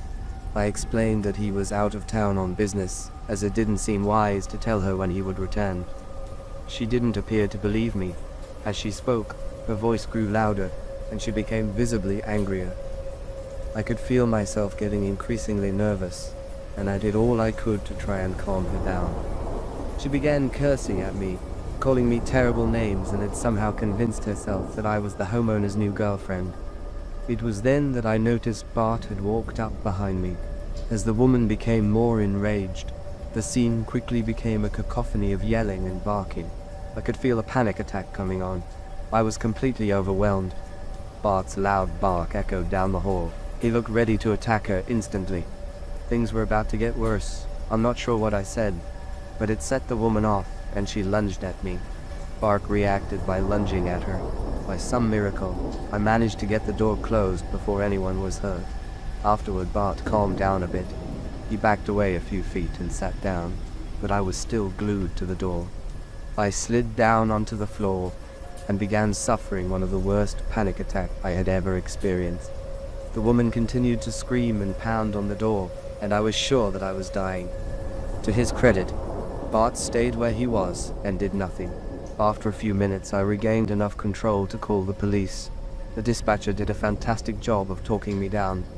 He kept his voice steady and walked me through simple breathing exercises, reminding me that the door was locked and I was safe with Bart. When the police arrived, I made it clear that she had attempted to assault me. The officers were understanding and took the woman away. I'm not sure if she was formally arrested. I was still very shaken and a heartbeat away from running back home. I had to notify the homeowner of what had happened. He was extremely apologetic and begged me not to leave. Against my better judgment, I agreed to stay. Like I said, I tend to be a people pleaser. Plus, leaving Bart alone after he tried to protect me would have been cruel. We agreed that my fee would be doubled. It felt like extortion, and I knew it might affect my reputation. But I had already decided this would be my last house-sitting job, so I accepted. I had to get all the money possible until I found a new job. 2 nights were calm and quiet. Bart stayed by my side the entire time, which made leaving that much harder. The homeowner and I had a brief conversation the morning he returned. He was still very apologetic and explained that the crazy woman had been his ex-girlfriend. He confessed that he was deeply ashamed, admitting he was an absolute idiot for not giving me a heads up, especially knowing how erratic she could be. He had ended things because of her suspicious and controlling behavior. I didn't ask for more details, but I got the impression he was very embarrassed by her. I had already been paid, so nothing was keeping me around any longer except for Bart. I bent down and gave my hero a big hug and a kiss on the nose. I could already feel the tears welling up. I didn't want to make a scene, so I said goodbye and jogged to my car. That was the worst and the last of my brief career in house-sitting. About 22 years ago, my mother received a frantic phone call from my uncle's best friend. The news was completely shocking. My uncle Chad had been arrested. The story going around was that an ex-girlfriend had accused him of a serious assault. However, the explanation given to our family was simple. She was just being vindictive because he had ended their relationship. At that time, my Uncle Chad was someone the whole family believed was obviously innocent. Since our family was split, they were in France and we were in South Africa. We all contributed money to help pay for his legal fees. My best friend became the main link for information, sending us updates straight from the source. Eventually, he was found guilty. The entire family was devastated by the verdict. So, we came together again and sent more money for an appeal. This legal battle went on for 2 long years until we finally got a relieving phone call. He had been found innocent and was released. After his release, he met a woman named Lucy, who was originally from Canada. Lucy was a genuinely lovely person and came from a family with significant wealth. My uncle quickly won her over. They got married in less than 8 months, celebrating with a huge wedding in France. However, things became strange immediately after the wedding. They chose to have separate honeymoons. His plan was to go to his home country of Namibia, while she went to Canada. They planned to meet up later in Brazil. He stayed in Namibia for just a couple of days, and then came to South Africa to party with us. We teased him about legally taking his wife's surname, but he just brushed it off, claiming it was what she wanted, and that she was the boss in the relationship. It was during this trip that he cheated on his new wife. I was completely floored. I had looked up to him my whole life, and here he was. I saw him once more after that incident, and he spent the time complaining that he was unhappy in his marriage.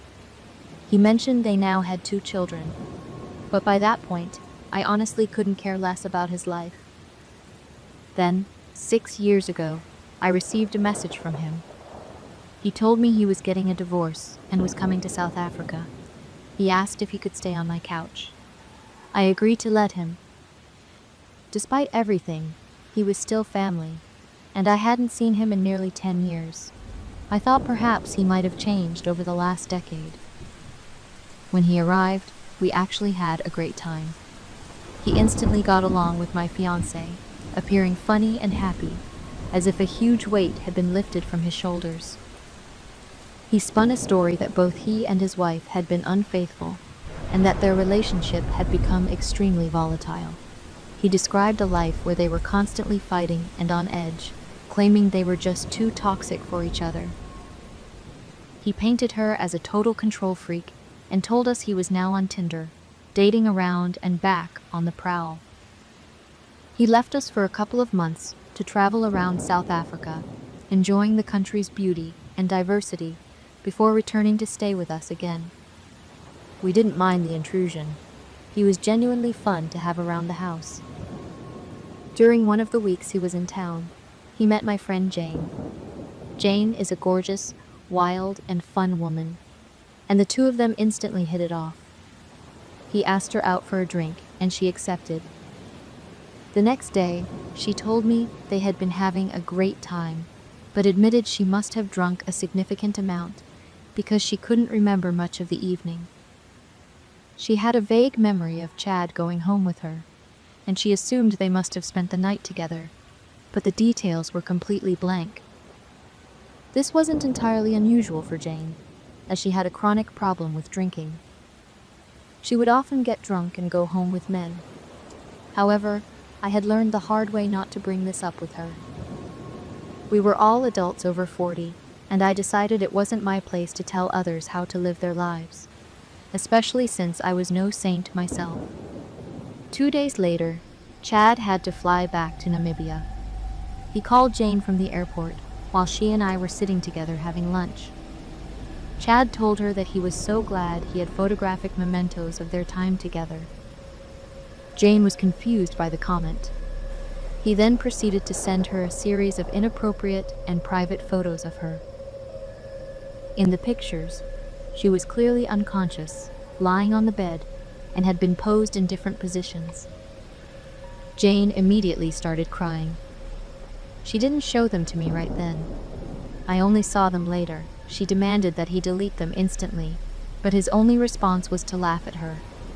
She was furious and deeply embarrassed. She started thinking back to the evening, trying desperately to remember details.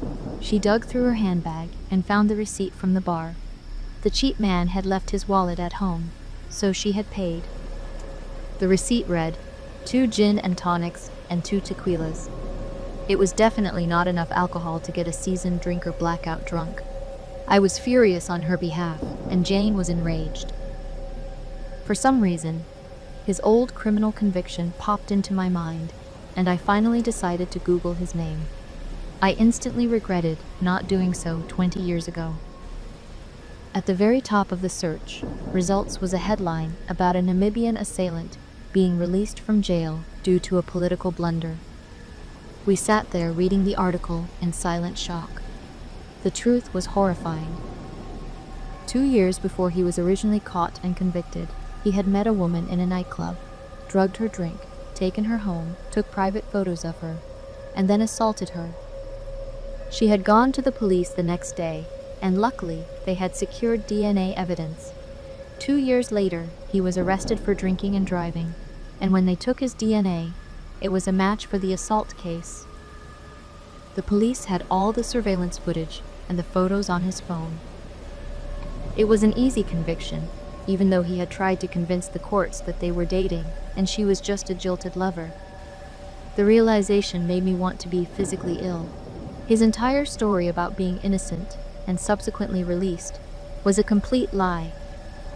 It turned out that a politician trying to make a name for himself had decided to release 100 non-violent criminals. Chad had somehow managed to get on that list. About 8 months later, the authorities realized their mistake and rearrested him, extraditing him back to Namibia. This explained the separate honeymoons. While in Namibia, he had changed his name and legally taken his wife's surname so that he could enter Canada, as they do not accept convicted felons. I told Jane that we needed to go to the police, but she refused absolutely. She had dealt with the South African police regarding assault before, and she felt the process was worse than the actual event.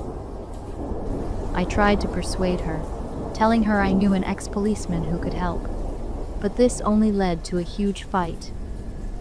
She blamed me for introducing them in the first place.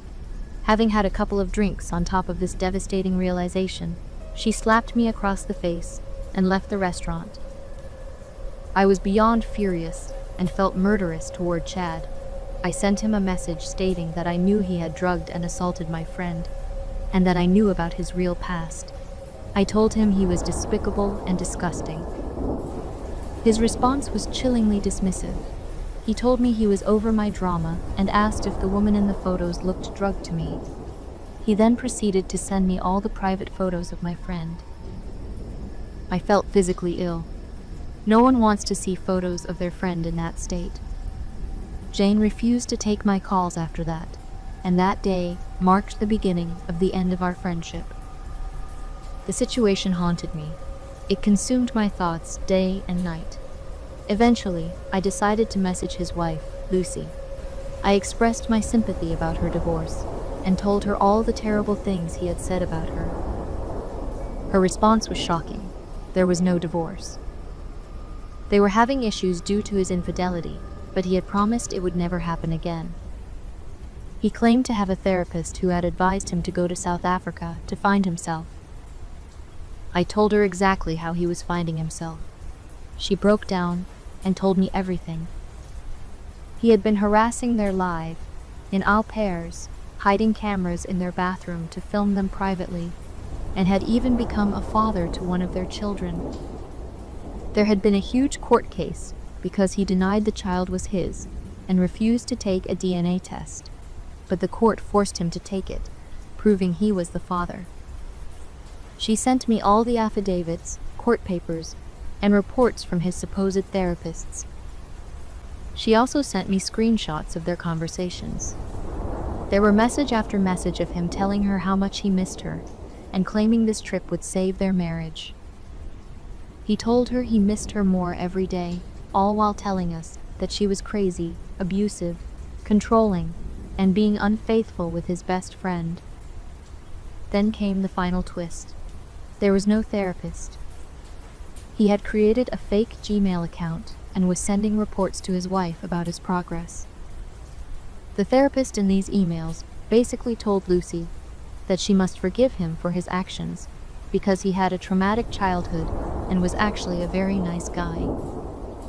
The report even stated that if the writer wasn't his therapist, he would want to be his best friend. I saw it the minute I opened the first email. The idiot had used the same spelling mistakes and colloquialisms he used in his personal messages. I was unsure if his wife was just gullible or desperately hopeful, but the deception was clear. I began to plot and plan. I wondered what the worst possible thing I could do to him would be. In South Africa, you can pay people to do almost anything, but I am a big believer in karma, so I knew I couldn't use any violent or nefarious means. Then I realized I had copies of all his documents. I had his passports for both Namibia and Canada, his IDs with his original name on them, and bank statements showing he had loads of money. He was supposed to be sending that money home to his wife, but before he left, he had taken the proceeds of a car they sold, which was meant for their farm. He had told her he needed it for his sabbatical and claimed he would flip cars in South Africa to double the money. I remembered the key detail. He had changed his name and taken her surname specifically to get into Canada. For about a year, I debated with myself. I wondered if I should report him to Canadian immigration and what the repercussions would be. I was troubled and torn because I am not a malicious person by nature, but I was still furious and felt a need to take action. Then I heard that he had done the same thing to someone else extremely close to me, a woman named Annie, during the same period he was with Jane. Annie only remembered the attack a year later after extensive therapy. That was the tipping point. I sat down in front of my laptop and wrote the most detailed, factual, and devastating letter of my life. My hands shook the entire time I typed. I included everything: the assault conviction in France with links to all the newspaper articles, and screenshots of the messages he sent me, showing that he was distributing private pictures without consent, which is illegal. I created a full timeline of his life, highlighting his name change and how it was done to deliberately deceive Canadian immigration. I made it very clear in my letter that his behavior had escalated without any consequences. I chose not to include the correspondence from his wife, even though she knew of his deception, because I didn't want her to get into trouble. I pressed send on the email and then got very drunk The tip was 100% anonymous, so I never received a response. I just carried on with my life and focused on helping Annie get better. My friendship with Jane deteriorated beyond repair. She deliberately started dating my brother and turned him against me, which is another painful story for another time. I only told Annie about what I had done, and I kept it a secret for about 3 years. I know now that he has not been able to go back to Canada at all. He was banned for life. Part of me feels sorry for his kids, but a bigger part of me thinks I did them a favor. I worry specifically about his daughter, as he had started acting inappropriately with strange comments about how attractive she was for a 13-year-old, and the woman she would become. The au pair he had a child with was only 18. I am friends with his ex-wife on Facebook now. She appears to be very happy. She has a new partner, and the kids look happy as well. Looking back, I know I did the right thing. When I was 18, I worked the front desk at my college's residence building, and I think I was almost assaulted or murdered. But you can be the judge of that. During the summer, the building also operated as a hotel. 2.5 floors were for hotel guests, while the other half of the 3rd floor was for student housing. The entire building used a fairly outdated hotel swipe key system, and the door locks were all powered by 4A batteries. If the batteries died, replacing them and reprogramming the door was a lengthy process. One night, while I was working an overnight shift around 1 or 2 a.m., a dark-haired guy came to the front desk from inside the building. He said he had left his key card in his room. I made him a new one, which was my first mistake. Hotel guests could have as many keys remade as they wanted. Students were supposed to get a temporary card and be charged $2. After giving him the new key, I asked his status, student or hotel guest, and he confirmed he was a student. At that point, I should have checked our system to charge his account, but I was busy with administrative tasks and forgot. I used to trust people too easily at that job, but I quickly learned not to. Later that night, around 3 or 4 a.m., he returned to the desk and said he couldn't get into his room.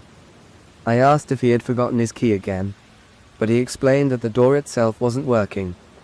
When I asked if the light came on when he swiped the card, he said it did not, so I figured the batteries were dead. I told him I would have to change them and went up to his room with him. On the way, he asked for my name, and I told him. However, he never gave me his. I used a master key to open the door manually. I told him I would need to prop it open while I worked on the back panel.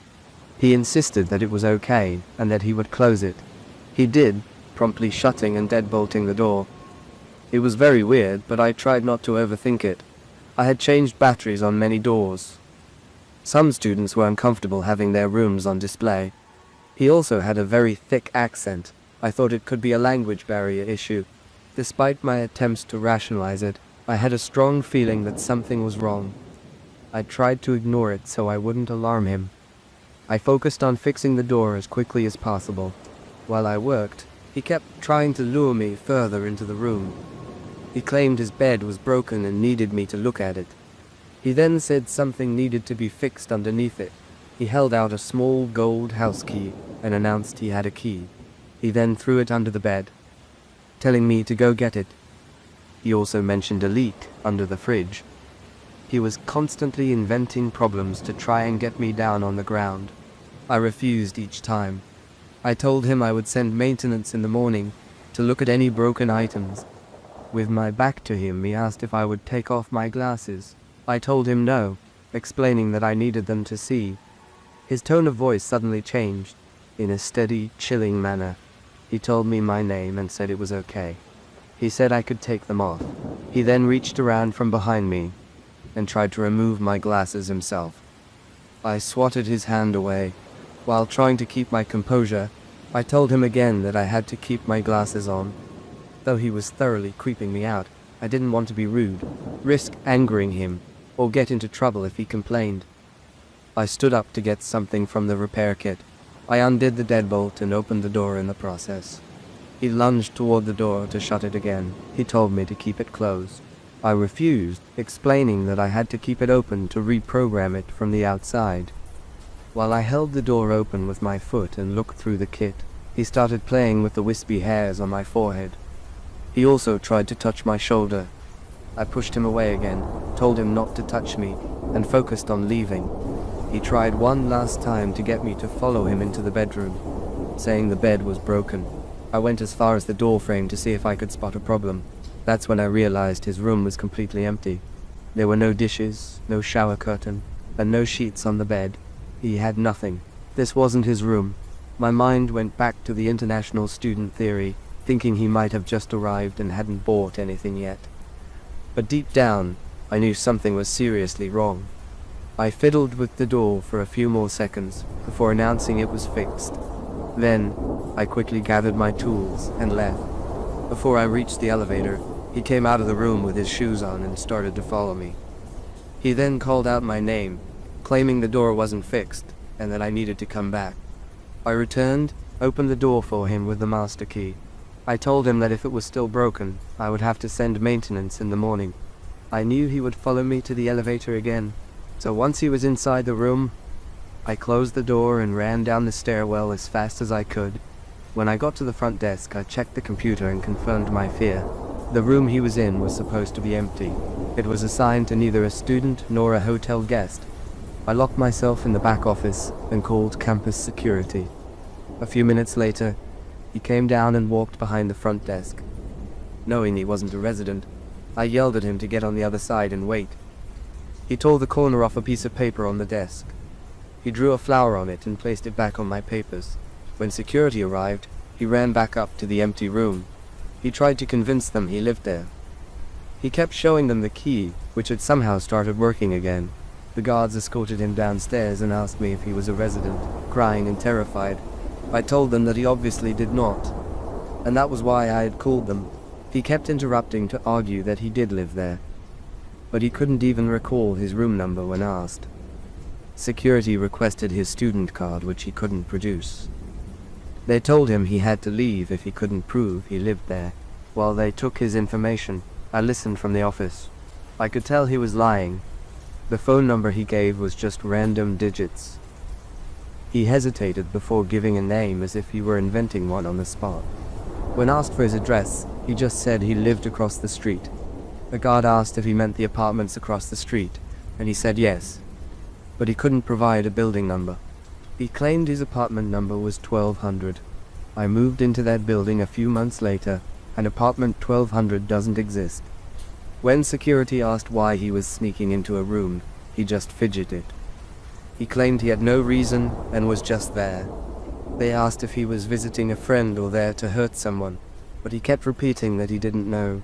At one point, he tried to claim he was my friend. This made me poke my head out of the office to state that I had never seen him before that night. He eventually left. We didn't call the police because he hadn't actually done anything criminal, but it was incredibly unsettling. Later, it dawned on me how he might have known the room was vacant. A few days after the incident, a housekeeper told me she had found that same room's door dead-bolted open with the TV on and another housekeeper inside watching it. She must have forgotten to lock up when she left for the night. The man must have found the open door when he let himself into the building. I never saw him again, and to this day, I have no idea what his intentions were. I haven't worked there since last winter, and overnight shifts still give me the heebie-jeebies. This story unfolds sometime in the early 2000s. I can't quite recall the exact year, but it was late December, and Christmas was imminent. My family always aims to spend every other Christmas together. We rotate whose house hosts the entire gathering. That year, it was my mother's turn. It was dinner time. As you can imagine, with so many people, the kitchen table was too small. Most of the family decided we would eat in the living room. My mother didn't mind, since our tiny kitchen table only seated 4.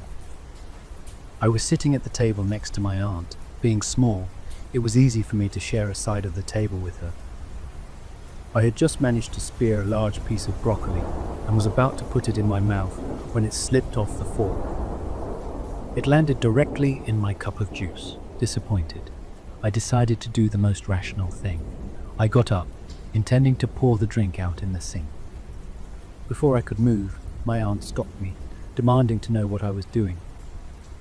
I explained what had happened and showed her the broccoli, which was rapidly starting to disintegrate in the juice. As I turned to finally dump the cup, my aunt stopped me again. She sternly instructed me not to be wasteful. She told me to fish out the broccoli and drink the juice anyway. I laughed, believing she was joking, and playfully called her crazy. However, she did not find it funny at all. My aunt went eerily quiet, and her face became blank. I instantly felt a cold chill run up my spine, as if I had stepped on a landmine. In a low tone, my aunt told me not to call her crazy. My smile vanished, and I tried desperately to backpedal. I explained that I didn't truly think she was crazy, but that it was just a playful term. This only escalated the situation. She grabbed my arm, leaned in close, and repeated the warning, "Don't call her crazy." I immediately knew I had to apologize to prevent something bad from happening. I quickly apologized, and that seemed to satisfy her. She made me sit down and stood over me until I ate the now extremely soggy broccoli and chugged the entire cup of juice. This event might not sound terrifying, but it was merely the prelude to what would happen later that evening. Later that night, most of the family had gone out. I don't recall where. The only people left in the house were myself, my older sister, my aunt, and her daughter, my second eldest cousin. I was watching TV in my room when I began to hear shouting from the room next door. The volume quickly increased, and I recognized the voices as my aunt and cousin. I'm not sure what started the argument, but I know what caused it to escalate. At some point during their fight, my cousin told my aunt that she was acting crazy. She had made the same mistake I had earlier. Unlike me, my cousin refused to apologize. She tried to explain her words just as I had, but once again, my aunt wouldn't accept it, and she exploded. I was sitting in my room, terrified, when a loud bang against the wall made me jump. The bang was followed by my cousin's screams of pure terror. I was too frightened to move until I heard rushing footsteps. I looked at my door and saw my sister run past. The noise escalated further. I could hear my aunt screaming and ranting at the top of her lungs, my sister pleading and begging her to stop. I also heard my cousin's sobs, along with a loud thud. Finally summoning enough courage, I left my room and looked into the next room. My cousin was on the bed, sobbing in a fetal position, trying to make herself as small as possible. She had cried so much that she left a large, wet spot on the bedspread. My sister was lying on top of her, using her own body as a shield. My aunt hovered over them, screaming like a madwoman. In her hand was one of her loafers. She was using the shoe to beat both my sister and cousin, swinging away and attempting to make contact with any amount of skin. She was primarily trying to hit my cousin, but didn't care that she was striking my sister in the process. I was frozen in absolute fear, having never witnessed anything like this. I was afraid to even speak, fearing that my aunt would turn her attack on me. As I slowly started to back away, my eyes fell to the floor and widened in horror. On the ground was my sister's all-wooden jewelry box. It had magnetic drawers designed to prevent the jewelry from spilling out if it was knocked over. It was lying on the floor with all its drawers open and jewelry scattered everywhere. I looked from the box to my aunt and quickly realized what the loud banging noise I heard earlier was. My aunt had thrown my sister's jewelry box at my cousin. Luckily, my cousin dodged it, and the box hit the wall. The force of the throw was so intense that it had caused all the magnetic drawers to pop open. That was the moment I truly understood that my aunt had lost control. I turned and ran back to my room, locking the door behind me. I waited for my mom to come home. I was too young for a cell phone, and we didn't have a house phone, so I couldn't call anyone. I stayed in my room until the shouting finally stopped. It turned out my aunt had simply gotten tired of hitting and yelling, so she went outside to smoke. My sister hugged my cousin, comforting her until everyone else returned home. What bothers me most is that the entire incident was simply brushed off. No one spoke to my aunt or reprimanded her for her behavior. My aunt made it seem like it was not a big deal. She insisted that my cousin deserved it, and so did my sister for defending her when my cousin was supposedly in the wrong. She was believed over us because we were children and she was the adult. While this may not seem as scary or terrifying as other people's experiences, this incident had one of the biggest impacts on my life. I cannot look at my aunt without thinking about it. I will say this, my family is finally starting to recognize the true person my aunt is. They are realizing that her so-called discipline was actually abuse. They refuse to condone her behavior anymore, especially my mother. Despite being an adult now, my aunt still scares me, but at least now I have my family's support. In the fall of 2019, my friends and I went on a 3-day camping trip in the desert. Our plan was to hike, explore, and do some shooting in a safe, remote area. There were 7 of us in total. 3 of us, myself and my 2 friends, who we'll call A and E, were emergency medical professionals. We established our camp near the road by an embankment that served as a good backstop for a shooting range. The first day and night passed without incident. I do recall, however, watching a truck with a large trailer drive by slowly as the sun set. This normally wouldn't have caught my attention, but the cargo, though covered, didn't resemble camping gear, and the truck's bed was empty. The 2 men inside the truck and I made eye contact as they passed. I offered a friendly smile and a wave, but they just stared back, motionless. After a moment, they both looked away and sped off, their trailer rumbling behind them. I didn't think much of it and continued with my night. Our second day was filled with more hiking and shooting. We stopped around dusk so the loud gunfire wouldn't disturb any other campers nearby. As night fell, we built a bonfire, opened some beers, and talked for a while. During our conversation, I noticed a faint reddish glow dip behind a nearby hill before vanishing. I asked the group if anyone else had seen it, but no one had. I dismissed it, thinking I had mistaken a fire ember for something else. About 10 minutes later, I saw the light again, this time higher in the sky and deeper in the desert. One of my friends identified it as a flare. I suggested that it might be an emergency flare. We agreed that if we saw another one, some of us would go investigate, since we had brought advanced medical supplies with us. Sure enough, a few minutes later, another flare appeared, a little to the west of the last one. A plan was quickly formed. A and E called another friend J, and I would take his truck to find whoever might need help. We were aware that cartels had previously used parts of this desert as hidden transport routes, so we brought some of our firearms for protection. We loaded our medical gear, got into the truck, and started driving, leaving the others behind to watch the camp. We headed toward the last flare, with the windows rolled down, listening for any calls for help. We also announced our presence, hoping anyone in distress would call out to us. As we continued, another flare shot up further west, casting a dim red light on the rocky hills. I pointed out the direction, and we found a small, dry ravine to use as a path. We drove down the dark ravine for some time, with only the truck's headlights cutting through the imposing blackness. We kept calling out, but heard nothing back.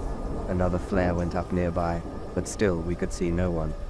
We drove until the ravine ended in a natural cul-de-sac, surrounded on 3 sides by rocky hills. We got out and searched the area with our flashlights, yelling out again, but there was no response. The place was empty, though we were certain this was where the flare had come from. After a thorough search, we decided to check another area back on the main road. The end of the ravine was a tight spot for the truck, but I managed to make a U-turn. Jay and I rode in the truck bed on the way out to get a better vantage point. As we turned, a cloud of dust and gravel hit me, accompanied by a loud hissing sound. I yelled out, wondering what had happened. I told him I thought he had blown a tire. We got out to inspect and found that his rear passenger side tire was flat. I noticed something strange about it. The tear was a clean cut on the sidewall, not jagged on the bottom as you'd expect from a sharp rock. I mentioned how suspicious this seemed, but my friends figured it must have just been a particularly sharp stone. While they worked on replacing the tire with the spare, I stood watch. The task was difficult. The tire iron bent, as did one of the lug nuts. As they struggled with it, I heard a sound approaching me quickly from the darkness.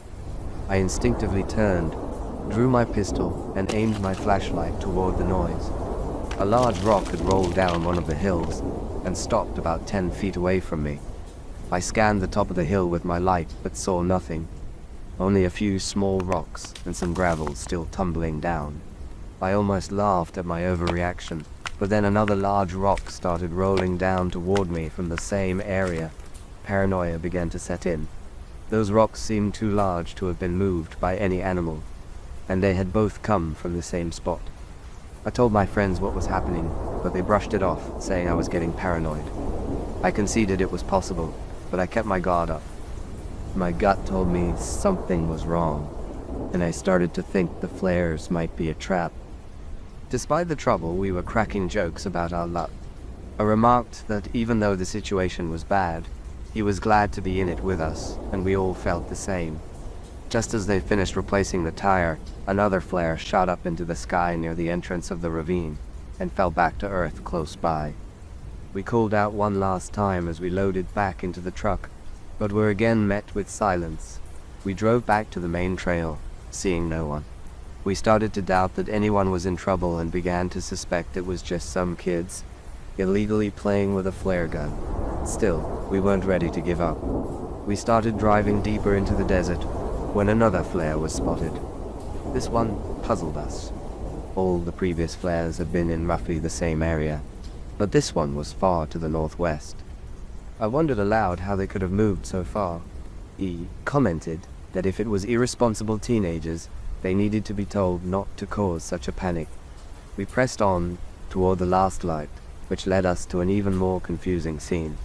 We arrived at a dark campsite nestled between two hills. Our headlights revealed 2 tents, scattered belongings, and a fire pit.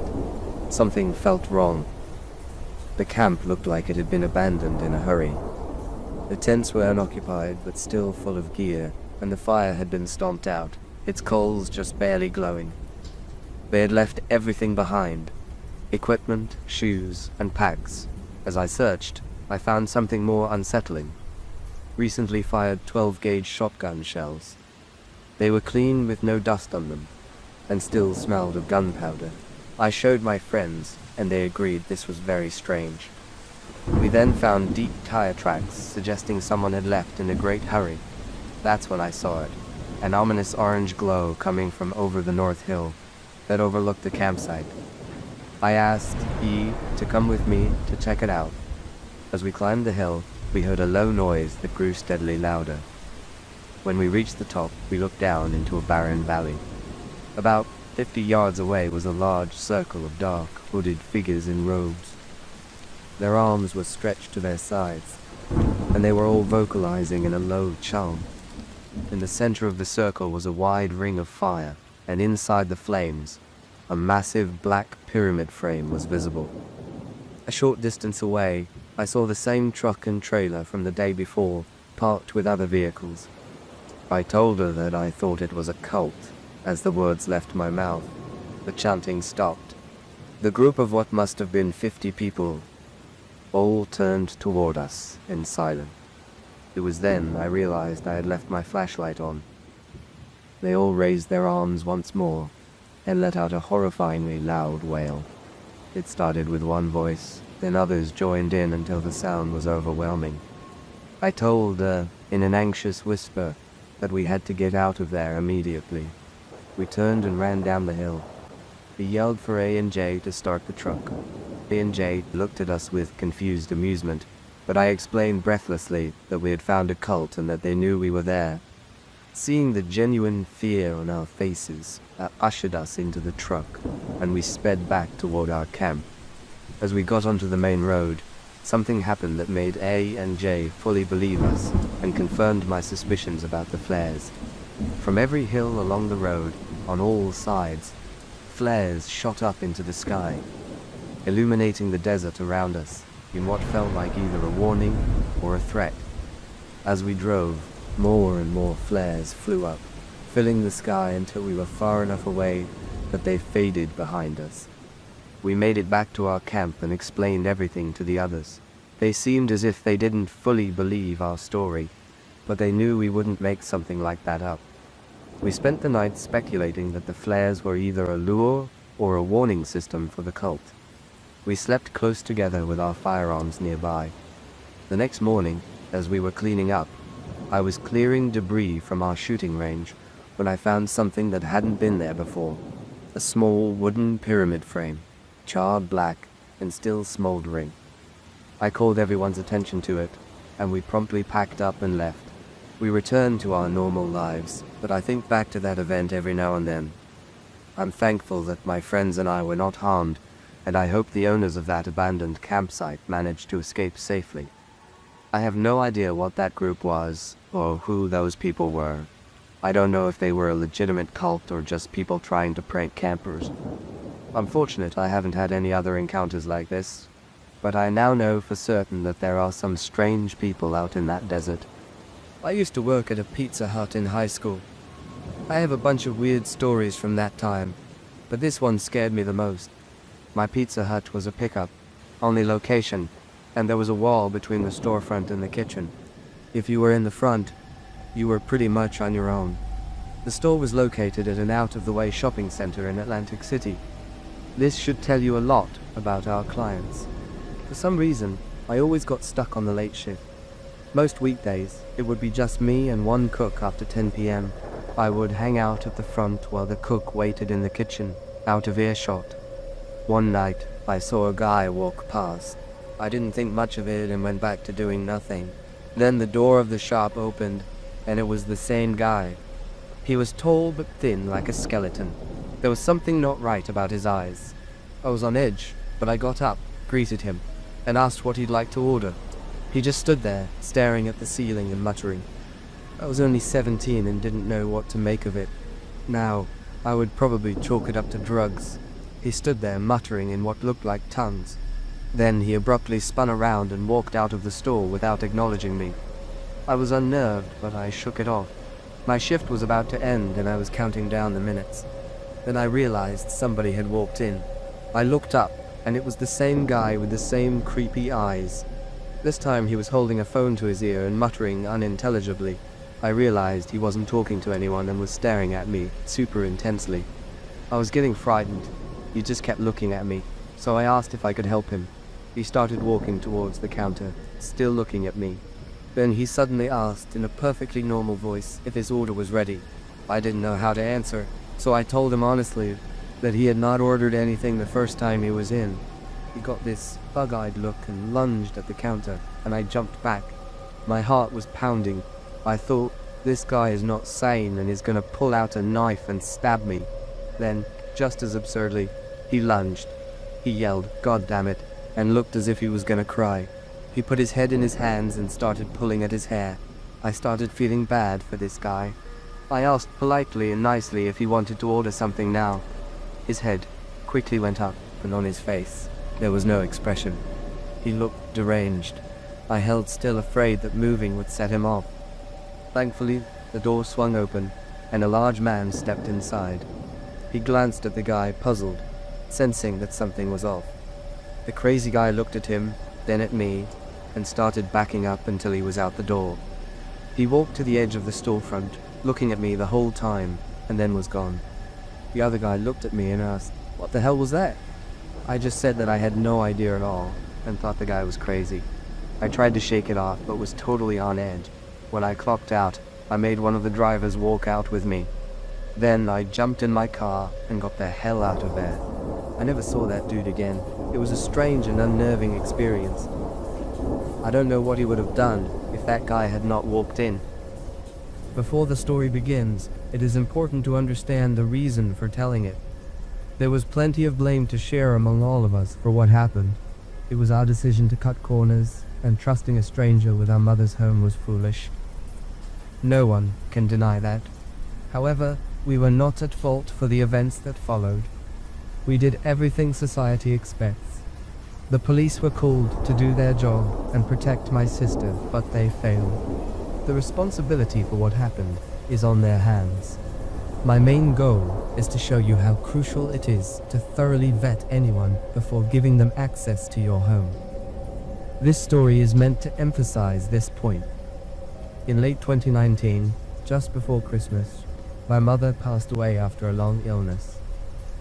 Since I was already married with a home of my own, she left her house to my younger sister, Emily. Emily had been renting, and with her lease having just ended, she moved into our mother's house while deciding its future, knowing she had my full support. To celebrate, my wife and I threw Emily a surprise housewarming party. At the party, one of her co-workers gave her a kitten, since she couldn't have pets in her old apartment. It was love at first sight. The weeks that followed were normal. Emily successfully litter, trained the kitten, and everything was going well. Shortly before Valentine's Day, Emily's employer required her to attend a business conference. This would be her first trip since moving in, and the new kitten made things more complicated. My family couldn't watch the kitten due to my daughter's allergies. We briefly considered a kennel, but the cost was too high, and Emily disliked the idea of her new pet being caged for 3 days. She decided to search on Craigslist for a house sitter after finding professional services too expensive. She found a young woman, about 19 years old, who advertised herself as an independent house sitter. They first spoke on the phone and then met at the house for a tour. The girl seemed kind and professional, so they agreed on a price and set the deal. 2 weeks later, Emily said goodbye to her kitten and left for her trip. She checked in with the sitter on the first night, and everything sounded fine. When she returned 2 days later, she walked into a nightmare. The clean, beautiful home she had left was now messy with clothes and dirty dishes scattered about. When Emily confronted the sitter about the mess, the girl became angry, insisting she was not a maid. Things got worse from there. My sister was horrified to find the litter box overflowing, which had caused the kitten to start using the floor. Infuriated that the poor cat was put in that position, Emily refused to pay the sitter. An argument broke out, and eventually the police were called. The officers could not do much other than force the girl to leave the property, as she was forced to leave. The furious girl vowed to get back at my sister. This threat was made directly in front of the police. They clearly did not take it seriously. After the officers left, my sister began cleaning the house. A few days passed and Emily tried to move on from the experience. That Friday, shortly after she returned from work, a man rang her doorbell. After Emily identified herself, he began demanding the money. He claimed it was owed to the house sitter. My sister tried to calmly explain what had happened, but this only made him more aggressive. Terrified but determined, she held her ground and refused to pay. The man then backhanded her, causing her to fall and hit her head on the floor. He approached her as she lay on the ground and demanded the money again. My sister, clearly concussed, did not answer. He then punched her until she was unconscious. While she was unconscious, he entered the house and stole all the cash from her purse. By the time she awoke, he was gone. It took her several minutes to crawl to her phone and call 911. Paramedics arrived soon after, and she was rushed to the hospital. Thankfully, Emily suffered no long-term physical injuries, but mentally, she was, and still is, a mess. To be honest, if I had known who the man was, I might have killed him. Fortunately, I came to my senses and agreed to let the authorities handle it despite their earlier failure. The people responsible were found and arrested within a couple of days. The man who assaulted Emily was the house-sitter's ex-boyfriend. She had promised him half the money if he could retrieve it for her.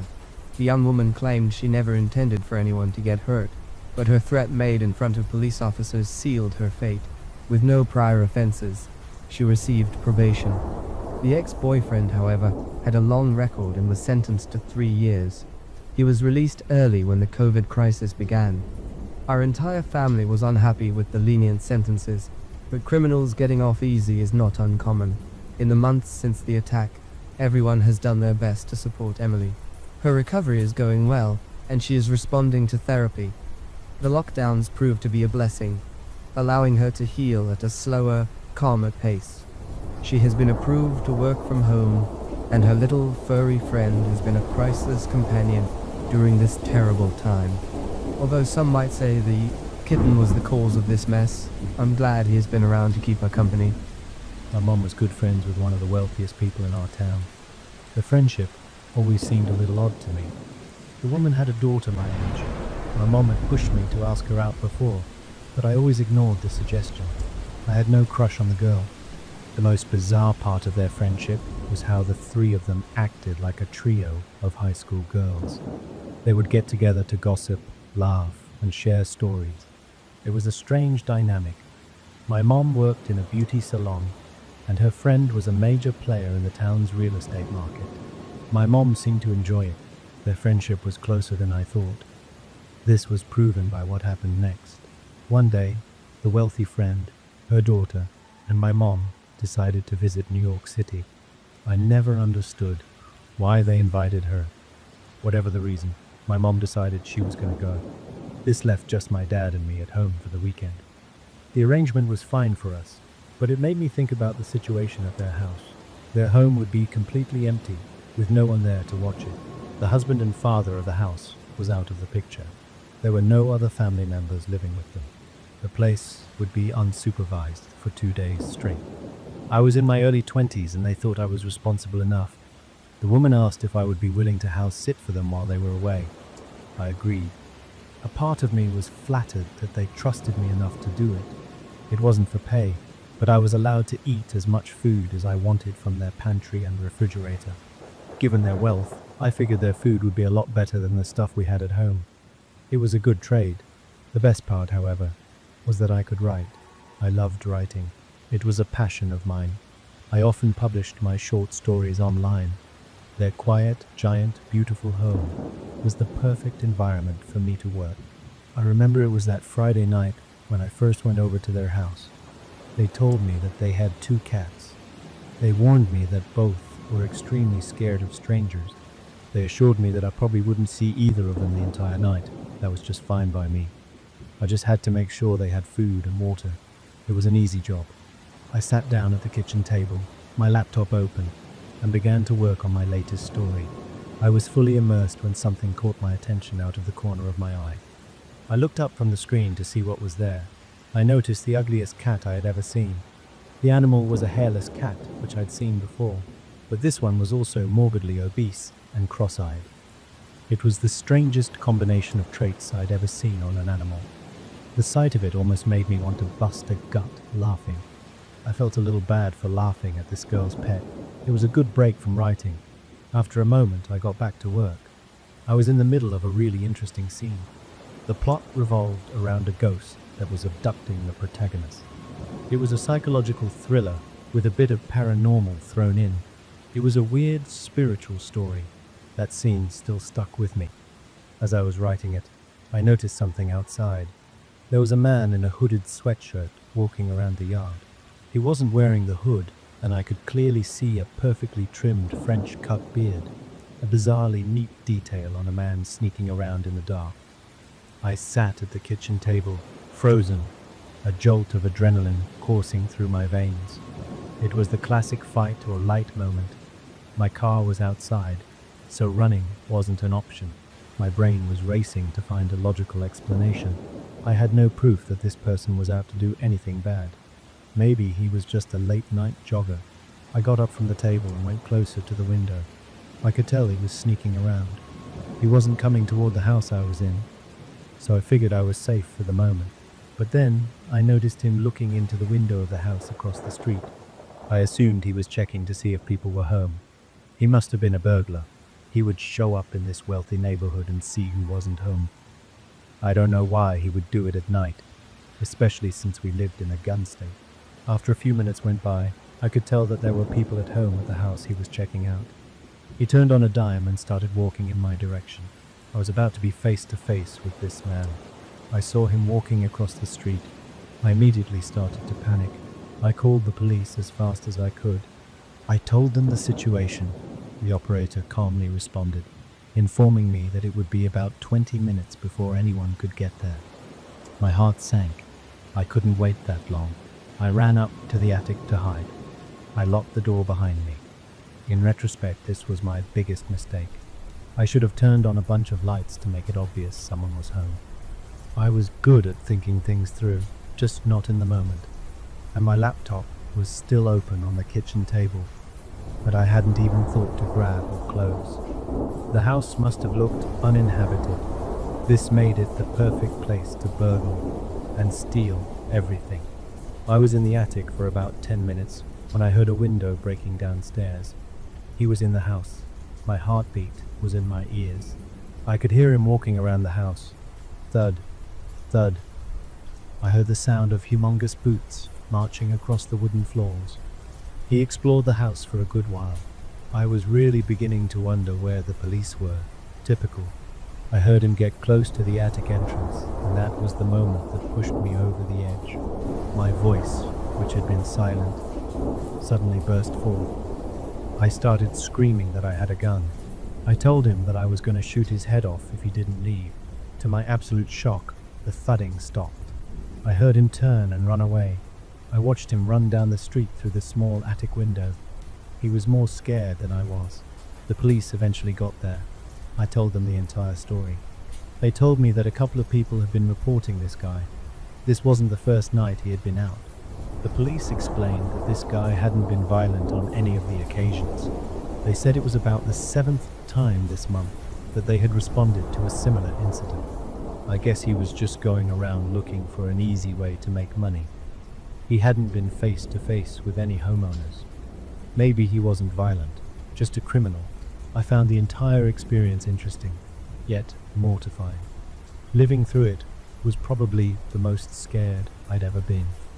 My mom, her friend, and her daughter didn't even come back early. I thought that was a pretty lame move. For revenge, I ate every single pizza roll they had in the freezer. There were 3 bags of 90 rolls. I ate over 270 pizza rolls that weekend. I have no regrets. I sorely needed them after that borderline traumatic experience with the burglar. It was my senior year of high school. I was small, 5'3", and about 95 pounds. I was at the park near my house, waiting for the school bus. Usually my boyfriend, who had already graduated, would drive me, but he was busy that day. I later discovered he was cheating. There were usually a few of us girls waiting, but that morning I was alone. I sat on a bench with one headphone in and one out. I'd always been careful to listen to my surroundings as I waited. A black Honda pulled up, and I instantly noticed it. A bad feeling made me keep an eye on it. I tried not to make it obvious that I was watching, but after a few minutes 2 large men got out. I immediately texted my boyfriend, saying I was at the park, and these guys were creeping me out. Of course, he didn't reply. So I copied and pasted the message to my cousin, who was home with my aunt and my 2 guy cousins. Unwinding from the night shift, I wanted someone to know the car's make and color, but I didn't get a response from anyone. When the men started walking toward me, I got up from the bench and moved toward the street, as the bus was due any minute. The driver ended up being a little late, though. As I stood by the street, the men approached, and I could feel the bad energy. One guy greeted me with a hello while the other stood there staring me down. I managed a small smile and a nod before looking away. Then, the first guy, I called him number 1, asked me how old I was. I didn't respond. I could tell the other guy, number 2, was getting angry because I wasn't engaging with them. Number 1 kept pressing me with yes or no questions. He asked if I had a boyfriend, if I lived close by, and if I did drugs. He was saying they had some and asking if I wanted some. Then number 2 asked if I knew what the black market was.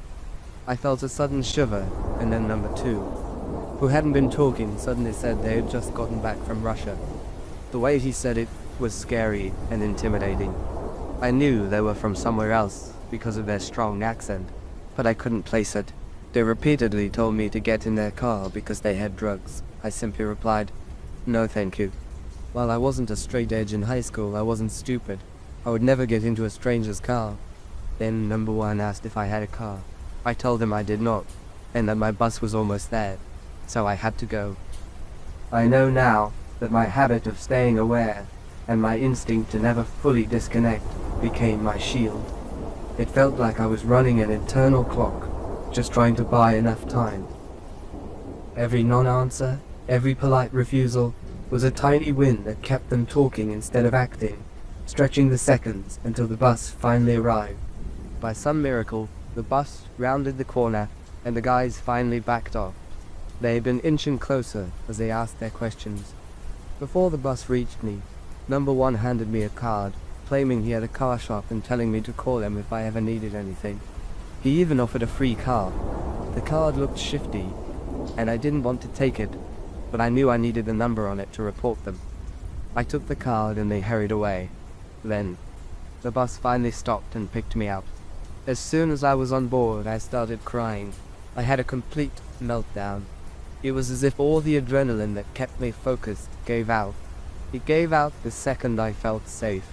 Thankfully, there were no people on the bus. The driver calmed me down before driving off, and I explained what had happened. When she looked around for the car, it was gone.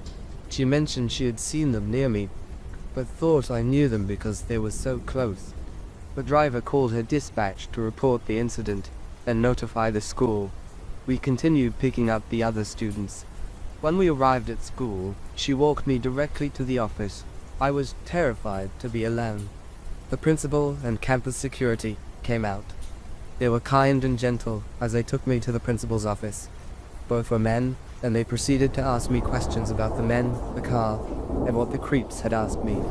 I cried the whole time. I pulled out the card they gave me and handed it to the principal. He looked at the security guard and said he was going to call the number. He was going to pretend to be my dad.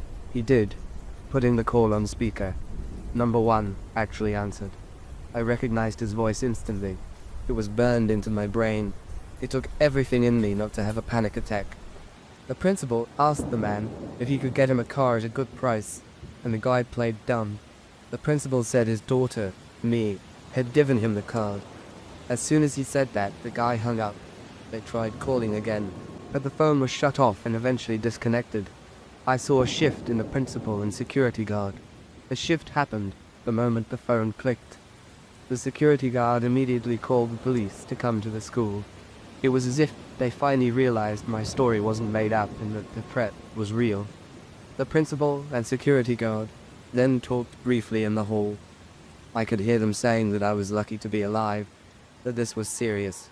They were saying that they needed to call my parents to come get me. When the police arrived, they entered the office and asked me to tell the story again in front of the principal and security guard. I felt like they wanted to confirm I was being completely honest, so I obliged. The officers were direct with me. They said it sounded like the men were watching us girls at that park, as they chose the one day I was alone. They also explained that the card was likely bait to get me to go where they wanted. I felt sick and breathless. The school tried calling my aunt, but she didn't answer. The first person who picked up was my boyfriend. One of the officers spoke to him while the other finally got hold of my aunt. My boyfriend ended up picking me up and taking me home. I cried the entire way. When we arrived, my grandma, uncle, aunt, mom, and cousins were outside. The women were all in tears, and the men were livid but deeply worried about me. A week later, I found out what happened to another girl. The principal called me into his office. Another local high school girl, a freshman not far from the park, had been saved by other students. Two men were pulling her into a black Honda, but the other children quickly stepped in. They grabbed her and pulled her out of the car. The same police officers were there, and they had me look at a picture lineup. I instantly pointed out the two guys. The two men were captured. They were the same ones who had tried to pull the freshman girl into the car. I felt worried for her and sad that she had gone through a worse experience than mine. I also felt a sense of freedom again, still scared.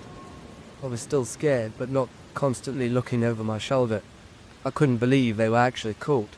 After that, my family worked together to drive me to school for the rest of the year. My boyfriend, now ex, also drove me some days. I am thankful to be alive and well, and even more thankful that the other girl was also saved by the courageous students at our high school. I grew up in a large college town. Since the local university was quite reputable, I decided to live at home while pursuing my studies. This allowed me to save a significant amount of money. The only major inconvenience was that the campus was on the opposite side of town from where we lived, making the commute quite a chore.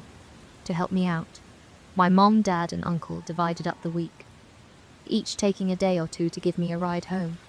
I'll admit, it sometimes made me feel like an 18-year-old in preschool. I felt like I missed out on the university's party scene. However, that kind of lifestyle would have severely hurt my grades, so I have few regrets. There was one incident, though something I considered a serious close call, that never would have happened if I hadn't been waiting for a ride most nights. It was during the second semester of my freshman year. It was about 4:30 p.m., and my uncle was due to pick me up from the student parking lot. He was normally about 5 or 10 minutes late. Rush hour couldn't be helped. But after about 20 minutes of waiting, I decided to call him to check on his whereabouts. My uncle responded that he had completely forgotten it was his day to pick me up. He apologized profusely, begging me not to tell my mom. He promised he was on his way immediately. I am stranded, and that makes me mad, but it's good that he promised to come right away. The evening getting dark makes me feel like I need him to hurry up. He guessed he would get here in 30 or 35 minutes. The call ended, and now I have to wait a long time. The large student parking lot is almost empty. Only a few cars are left near the exits and school buildings. I wanted to walk back to the library to wait, but I decided it was easier to just stay here. So, I sat down on the curb, pulled out one of my textbooks, and started an impromptu study session. About 20 minutes later, the sun was almost set when the lights of a vehicle turned into the parking lot. I was disappointed to see it wasn't my uncle. It was just a random white van that parked and sat there for a while. I initially thought it might be a cleaning person or a janitor, but the man who got out was wearing plain clothes. Our eyes accidentally met, and he greeted me. I politely returned the greeting, assuming he would just carry on. Instead, he walked toward me and tried to start a conversation. He asked if I was waiting for someone. I just shyly nodded. He said he was waiting for someone too, his daughter. For the next few minutes, he engaged me in a casual conversation about the college and his daughter. I didn't mind at first, but it was growing dark. I was getting increasingly anxious about my uncle arriving. I found myself zoning in and out of the conversation while keeping an eye out. Then the man started to come closer. He pointed out that it looked like it was going to rain, and he wasn't wrong. Big, dark rain clouds had been gathering as the sun went down. This was another reason I was worried about my ride. He then asked if I wanted to come take shelter in his van if the heavens opened up. I immediately grew extra nervous. I was acutely aware of the stereotype about kidnappers using vans. I tried to remain polite, but I gave the man a resounding no. I felt relieved when he seemed to immediately drop the subject. However, he didn't give up. After a few minutes, he asked if I wanted a ride home. I was confused, as he was supposedly waiting for his daughter. When I asked him about this, he seemed to have suddenly remembered that he was there to give his daughter a ride. That's when the alarm bells truly began to sound. The man was obviously lying.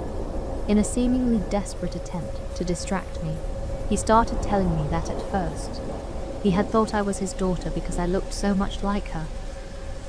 I just nodded, desperately praying for my uncle to show up so I could get away from this creep.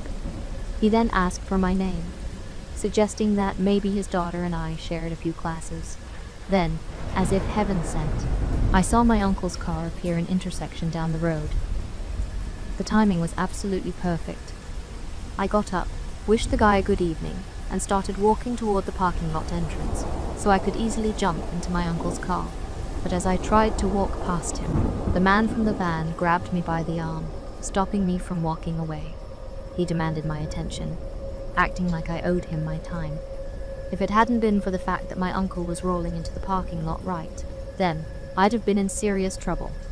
The guy only let go of my arm when he saw my uncle driving up. By then, it was too late. I was so scared that I burst into tears.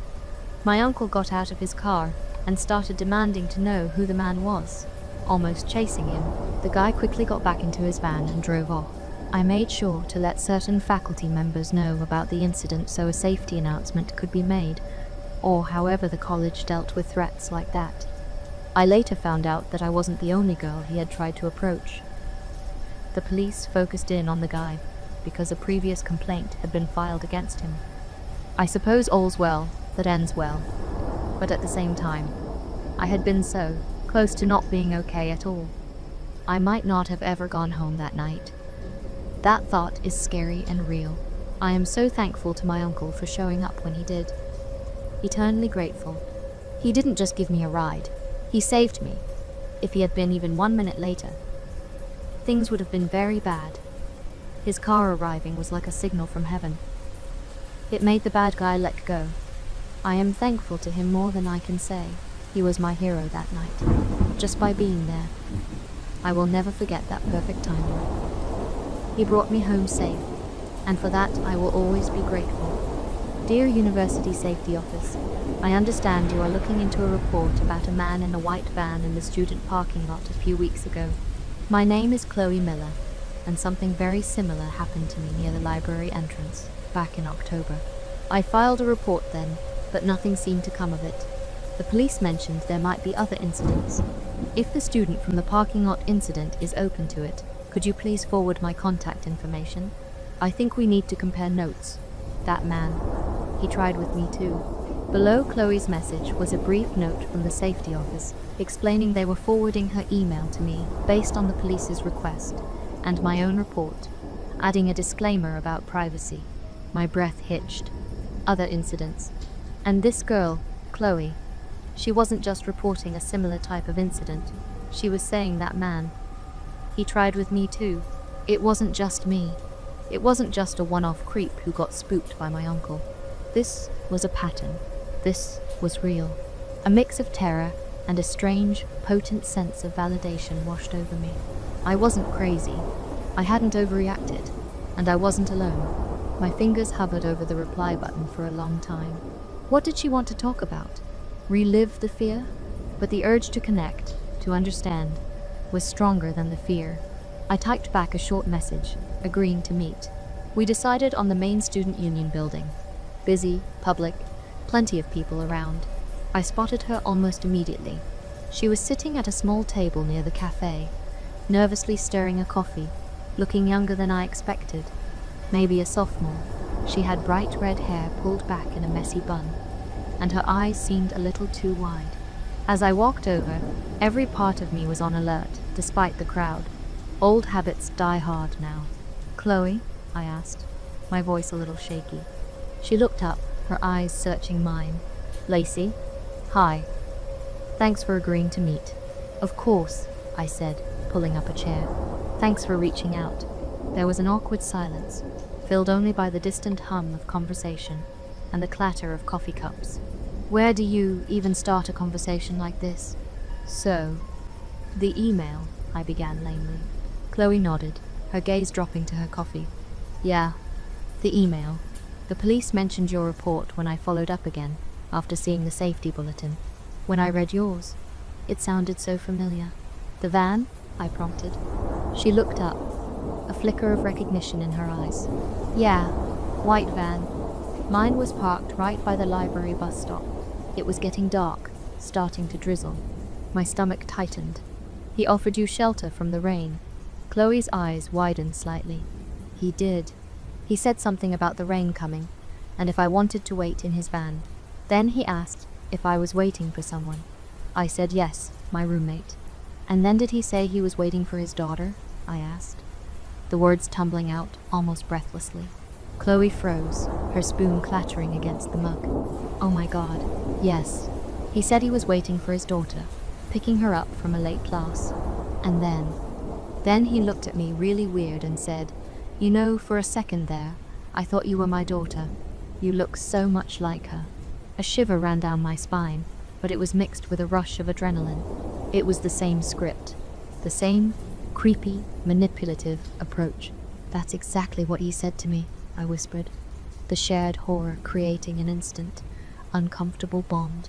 "He asked my name too," Chloe added, leaning forward slightly, her voice low. "Said maybe I knew his daughter from classes." "Me too," I confirmed, my voice trembling. It was just before my uncle showed up. Chloe winced. "He tried to. Stop you, right? When you tried to leave. I nodded, remembering the grip on my arm, the jolt of pure terror. He grabbed my arm, said, "Hey, I'm trying to talk to you here."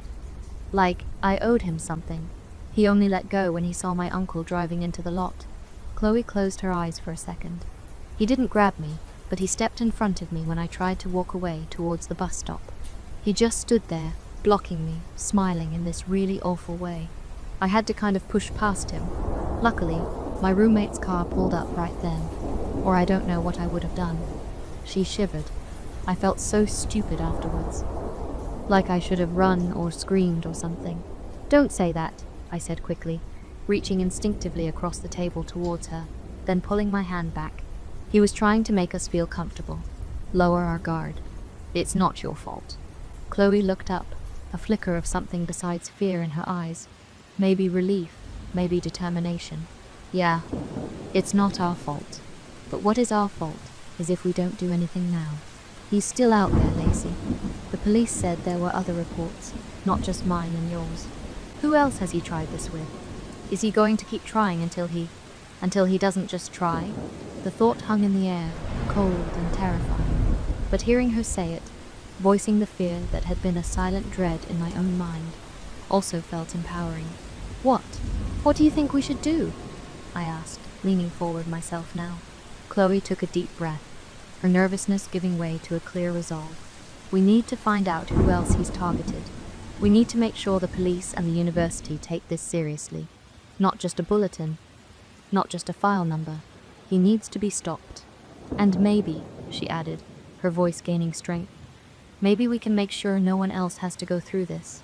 Looking at her, seeing the same fear I felt, but also this shared resolve, I knew she was right. We weren't alone. And maybe, just maybe, together we could turn this terrifying experience into something that could help others. The dread hadn't disappeared, but a new feeling was starting to surface. A flicker of hope fueled by shared purpose. This story happened a few years ago when I was 16. I am a petite person and have always looked younger than my actual age, even now as an adult. People often mistake me for a teenager. When I was 16, my mother and I traveled to our home country for the holidays. We were incredibly happy because we could only afford plane tickets once every 2 years. Because of this, we often missed out on important things happening in our family's lives. This time, my aunt, my mother's sister, we can call her Sylvia, was pregnant with her first child. My mom and I did not know Sylvia's new husband's family. We were introduced to my aunt's husband, James, who was 38, his brother Michael, who was 44, and his very pregnant wife. They were so nice and friendly that we quickly welcomed them into our family, feeling as if we had known them for years.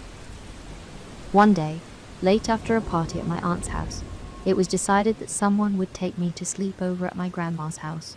My grandma lives all the way across town, and I was the only family member staying with her. Since people at the party were drunk and sleepy, no one could drive me. Michael offered to take me there on his motorcycle. My aunt expressed her gratitude to him, calling him a lifesaver. I accepted the offer, thinking that my new uncle was simply giving me a ride. Because I'm so small, I had to climb onto the motorcycle. My aunt waved us goodbye from the door. As we left, Michael asked me to put my arms around his waist so I wouldn't fall. It was a cold night, and he made an observation about the chill and suggested I could hug him tight if I was cold, which I thought was a bit weird. After about 15 minutes, I realized he was taking a detour in the opposite direction from my grandma's house. I did not say anything because I assumed he had a legitimate reason. But then we arrived at a large park that was very dark. I could only see about 4 people in the distance. He pulled the motorcycle up under a tree, where it was even darker, but we did not get off the bike. He then turned around and started gently touching my cheek and my hair. At this point, I was overwhelmed with confusion and fear, feeling paralyzed. I suddenly realized that this man was not actual family. He was just a strange grown-up man. He told me that I was very pretty, saying he hadn't realized I was so pretty in real life.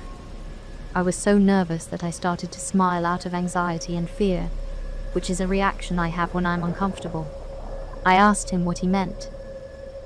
He leaned in close to my ear and proposed that we go to a nearby hotel, assuring me we wouldn't have to spend the night, and that he would take me home right after. For some reason, all I could think about was his 9-month pregnant wife. I told him I wanted to go to my grandma's house, still keeping the anxious smile so as not to make him angry. He insisted many times, but I refused him every single time. He was incredibly creepy.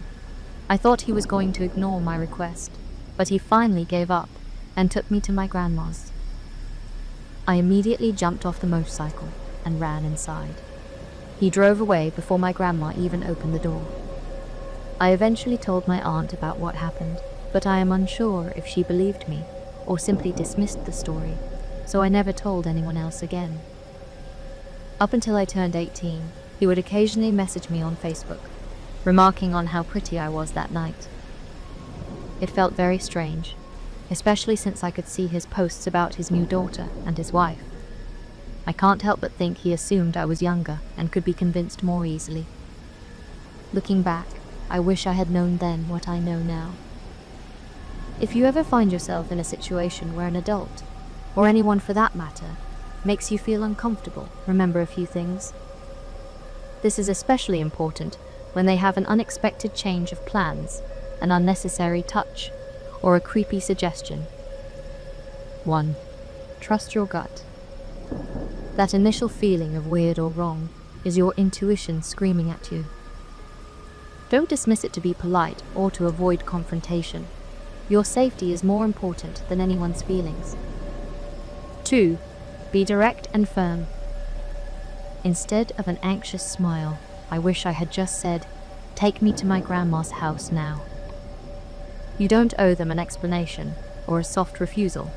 A simple, firm statement is usually the most effective way to re-establish a boundary. 3. Use your phone. Even if you can't make a call, text someone you trust with your location and the situation. Text your mom, your friend, or even 911, or the local emergency number. Had I done this, I wouldn't have felt so alone and paralyzed. 4. Create a scene. If you feel trapped or genuinely threatened, making a loud noise or attracting attention can be your best defense. Yell, pretend to be sick, or even jump off the bike, only if it's safe and necessary. Public attention is often what predators try to avoid. Always remember that you have the right to say no, and you have the right to be safe. It is never your fault if someone tries to exploit your age, size, or desire to be polite. Many of us have that creepy uncle. Maybe you are that creepy uncle. You may even need to fear your own family, and this segment explains why. My father was very strict with me. He warned me never to talk with Uncle Tommy unless he was around. I acknowledged that I had heard him. Dad was serious, and he told me to tuck in my shirt because Uncle Tommy had arrived. The front door swung open, and there stood Uncle Tommy, drenched in sweat from a day's work in the summer heat. He commented that it was a scorcher out there as he put his bag on the floor and untied his boots. He said he appreciated my father letting him crash for the night. My father replied that he could stay only as long as he was gone in the morning, and Uncle Tommy agreed. Uncle Tommy then turned to me, lowering himself to a knee. He asked where his hug was, saying it had been a while since he had seen me last. I took a couple of steps toward him and leaned in for a hug. His tight embrace made me uncomfortable, and I let out a light whimper. He questioned why I was wearing long sleeves, noting that it was 100 degrees outside. I recited that I hadn't been outside all day. My father then interjected, asking if I had some chores to finish up. I knew that was my cue to leave, so I shuffled off to my room. Later that night, I lay in bed. I tossed and turned, unable to get comfortable, when I heard the sound of footsteps in the hallway outside my bedroom. After several long seconds of silence, the door opened quietly. A dark silhouette of a man entered the room, and the door closed again. For several more seconds there was nothing but unrelenting silence. I might have thought I had dreamt it all, if it weren't for the sound of a hushed breath being carefully released. I could feel him getting nearer.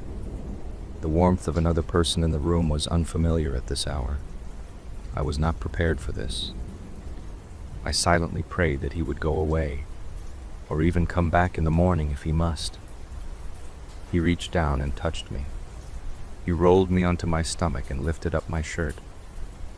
From the corner of my eye, I could see two things: the faint beam of a pocket flashlight and Uncle Tommy studying my bare skin. His rough fingers ran up and down my back. Suddenly, he got up, walked to the bedroom door, and left. I tried again to fall asleep, and eventually succeeded. He was gone by the time I awoke. Around noon, the phone rang while my father was out. I answered. It was Uncle Tommy, greeting me, and then asking if my dad was around. I told him no, that my father had gone to the store. Uncle Tommy sounded a bit nervous and paused for a moment before saying that was not good. He explained that he was calling about last night and wasn't sure if I had been awake or not. I replied that I was. He then said he would just get right to the point. He told me he had a question and needed me to be honest with him, and I assured him I could be. He then asked how I had gotten all of those bruises. I still remember the feeling of that pocket flashlight beam on my skin, not a predator's gaze, but an investigator's. My father, the protector, had used his power to inflict pain and fear, concealing it behind rules and walls. Uncle Tommy, the creepy uncle who moved in the shadows, wasn't looking for a secret to exploit. He was looking for a secret I needed to be freed from. He saw the marks I couldn't bear to see myself. He was the only family member who was ever truly scared for me, not of me. He saved me that day. And that's why, years later, I know the real lesson. Sometimes the person you are warned to fear is the one you need to trust most. And the person offering the warning is the one you should have been running from all along. The fear I felt that night was misplaced. A carefully manufactured guardrail meant to keep his terrible secret safe from the only man who cared enough to break in and see the truth. When I was in college, I had to take public transit for my early morning classes every other weekday. I really didn't mind this routine much. I was used to bussing around the city, and because of the early hour, the bus was never very crowded. I would wake up at 6 a.m. and head out the door for these classes. The journey involved taking one bus to the main bus station and then another to the college. This meant I had about 20 minutes of waiting time at the station. I always made sure to double-check my backpack before leaving. Books, my transit pass, and my headphones were the essentials. On those early mornings, the station was practically deserted. The silence was usually only broken by the distant hum of traffic or an occasional passing train. I often felt a strange sense of ownership over that time, a quiet prelude to the busy day ahead. I made myself comfortable, found a bench near my spot, and spent the waiting time listening to music. My solitude was interrupted when a man who looked to be between 45 and 55 years old tapped me on the shoulder. He was wearing blue jeans, white socks, and a grey construction jacket. The man stood next to me and started talking. I managed an awkward smile and tried to be nice. The man was clearly strung out on something and didn't seem to be in a right state of mind. I instinctively turned down the volume on my headphones. It was a small, futile gesture to acknowledge him while hoping he would quickly move on. I remember thinking, just keep it brief, don't engage. His eyes had a frantic, unfocused look that made me realize he wasn't interested in a simple exchange of pleasantries. He kept talking to me even though I only nodded and made myself look as uncomfortable as possible. Before I could even process what was happening, he pulled out a knife and held its palm against my thigh. His fingers dug in deep enough to leave bruises. I was completely stunned and couldn't say a word. I did have a knife, but it was tiny, so small it couldn't even sharpen a pencil. let alone be useful for defending myself. I held my breath and waited. The sudden shock rooted me to the spot. My mind went blank, a defense mechanism against the wave of panic that threatened to overwhelm me. The cold, hard reality of the knife pressing against my leg was all I could register. Every second stretched into an eternity, and the background noises of the station seemed to completely disappear. He then asked if I liked his knife, mentioning that he had owned it for 10 years. The blade glinted in the early morning light. He smiled maniacally, which suggested he was taking pleasure in my fear, and acting with an almost unhinged amount of nerve. I responded that it was really cool and awkwardly lied that I collected knives too. He paused for a moment, softening his smile slightly, before offering to show me a scar he had. He pulled up his left pant leg, revealing a deep, old scar that gashed inches into his calf. The skin looked paper-thin and twisted from time. The shift in his demeanor, from menacing to this strange, almost conversational display, was profoundly confusing and terrifying. I focused intensely on the scar, trying to project a convincing fascination. I hoped this brief, macabre show, and to tell, would somehow appease him. The smell of stale cigarettes and body odor suddenly seemed overpowering. He asked if I liked it. My voice quivered as I replied, yeah, sure, while his knife drew even closer. He then brandished the knife in my face and suggested we should hang out sometime, demanding my phone number. As he moved his palm higher on my thigh, I felt vomit rising in my throat. Suddenly, I heard a voice from behind me, asking, "Hey, what are you doing? You were supposed to meet me 10 minutes ago." A complete stranger grabbed my hand and pulled me into a hug. He whispered, "Come with me," and pulled me away from the strange man with the knife. I hadn't realized I was shaking as the other man walked with me, holding my arm and acting as if we were dating. The sudden intervention felt like a scene from a movie, totally surreal. The relief that flooded my system was immense, but it was coupled with a blinding confusion. I didn't dare look back. My entire focus was fixed on the kind stranger's hand, gripping mine, a tangible link to safety. I remember thinking, thank God for this person's quick thinking. We walked quickly, and I tried to match his pace, feeling my legs were suddenly made of rubber. He walked me towards the end of the block and asked if I was okay.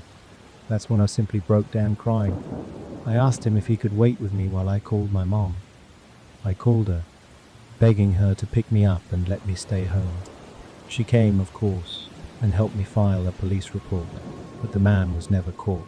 I never got the chance to properly thank the stranger who saved me. I was too overwhelmed. He simply waited until my mother arrived, giving a brief account of what he saw and ensuring I was safe before disappearing back into the city. I sometimes wonder about him and his willingness to step in like that. It was an act of pure, selfless bravery that I'll never forget. If he was, the police never took action. I remember the police questioning if he had threatened me. I explained that he had waved a knife in my face and grabbed me in a bus station. But the response I received was essentially that this was apparently not a problem. Anyway, I moved away from that state a few years ago. Thankfully, I never saw that weird knife guy again. The dismissal by the police was almost as jarring as the attack itself. It made me feel incredibly vulnerable and alone. It reinforced the idea that my safety wasn't a priority in that city. The incident changed my entire routine. I stopped taking the bus at that hour, often paying for expensive ride shares or finding alternative routes. This was driven by the lingering fear that he might be waiting. Even now, years later, I still occasionally check over my shoulder in crowded places. If you ever find yourself in a similar terrifying situation, there are things you must try to do to keep yourself safe. First, trust your gut. If someone feels off, move away immediately. If you can't leave, try to de-escalate the situation by staying calm and avoiding sudden movements. Speak softly, as I did by lying about the knife collection, to manage the interaction. Create a distraction if possible, or even loudly say no to draw attention to yourself. The key is to look for a chance to escape. If a good Samaritan like mine appears, go with them instantly and without question. Afterwards, always report the incident to the police. Crucially, seek emotional support from loved ones or professionals to process what happened.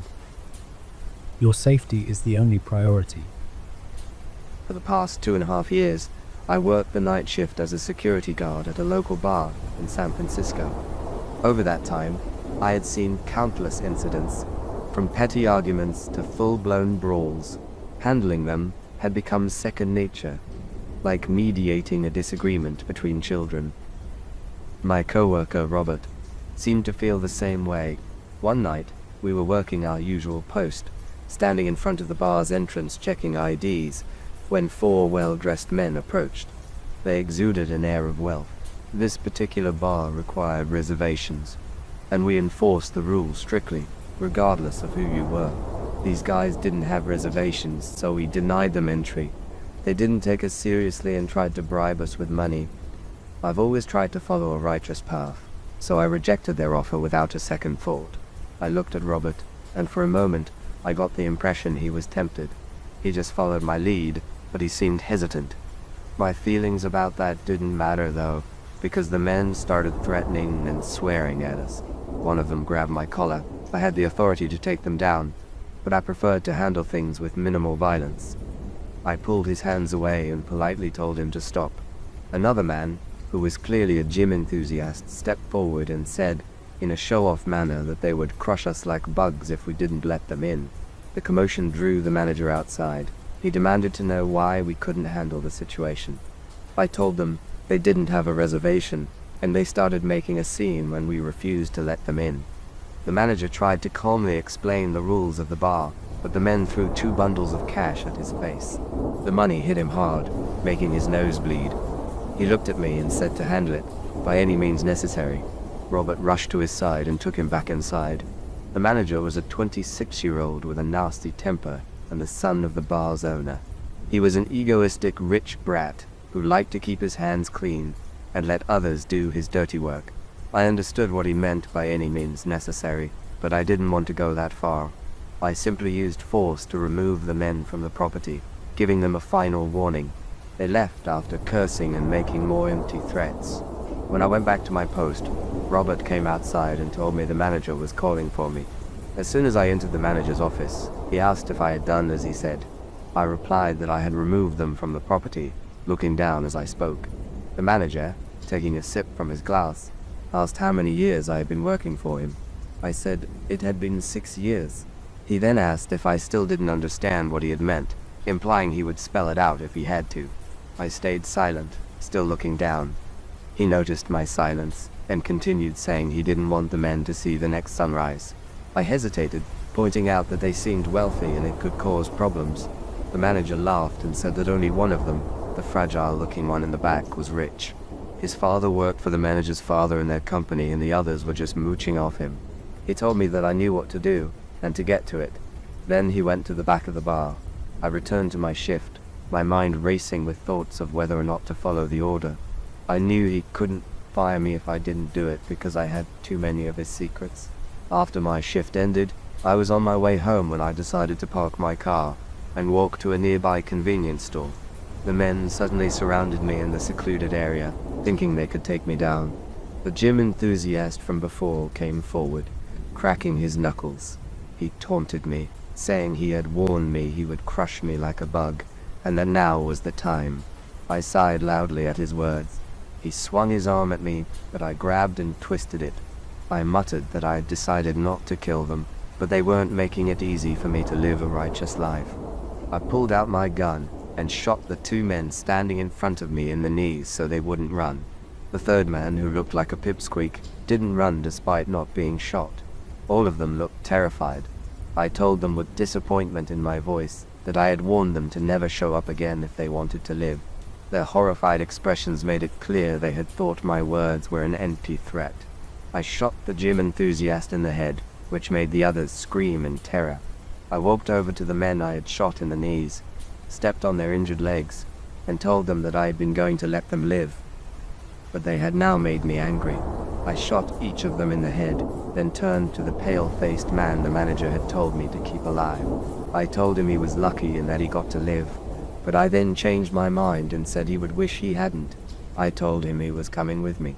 I forced him into the back seat of my car and tied him up. I eventually managed to squeeze all the bodies into the trunk. I pulled out the cleaning supplies I always carried and got to work. I cleaned up all the blood and other traces of the murder from the scene. When I was done, I called the manager.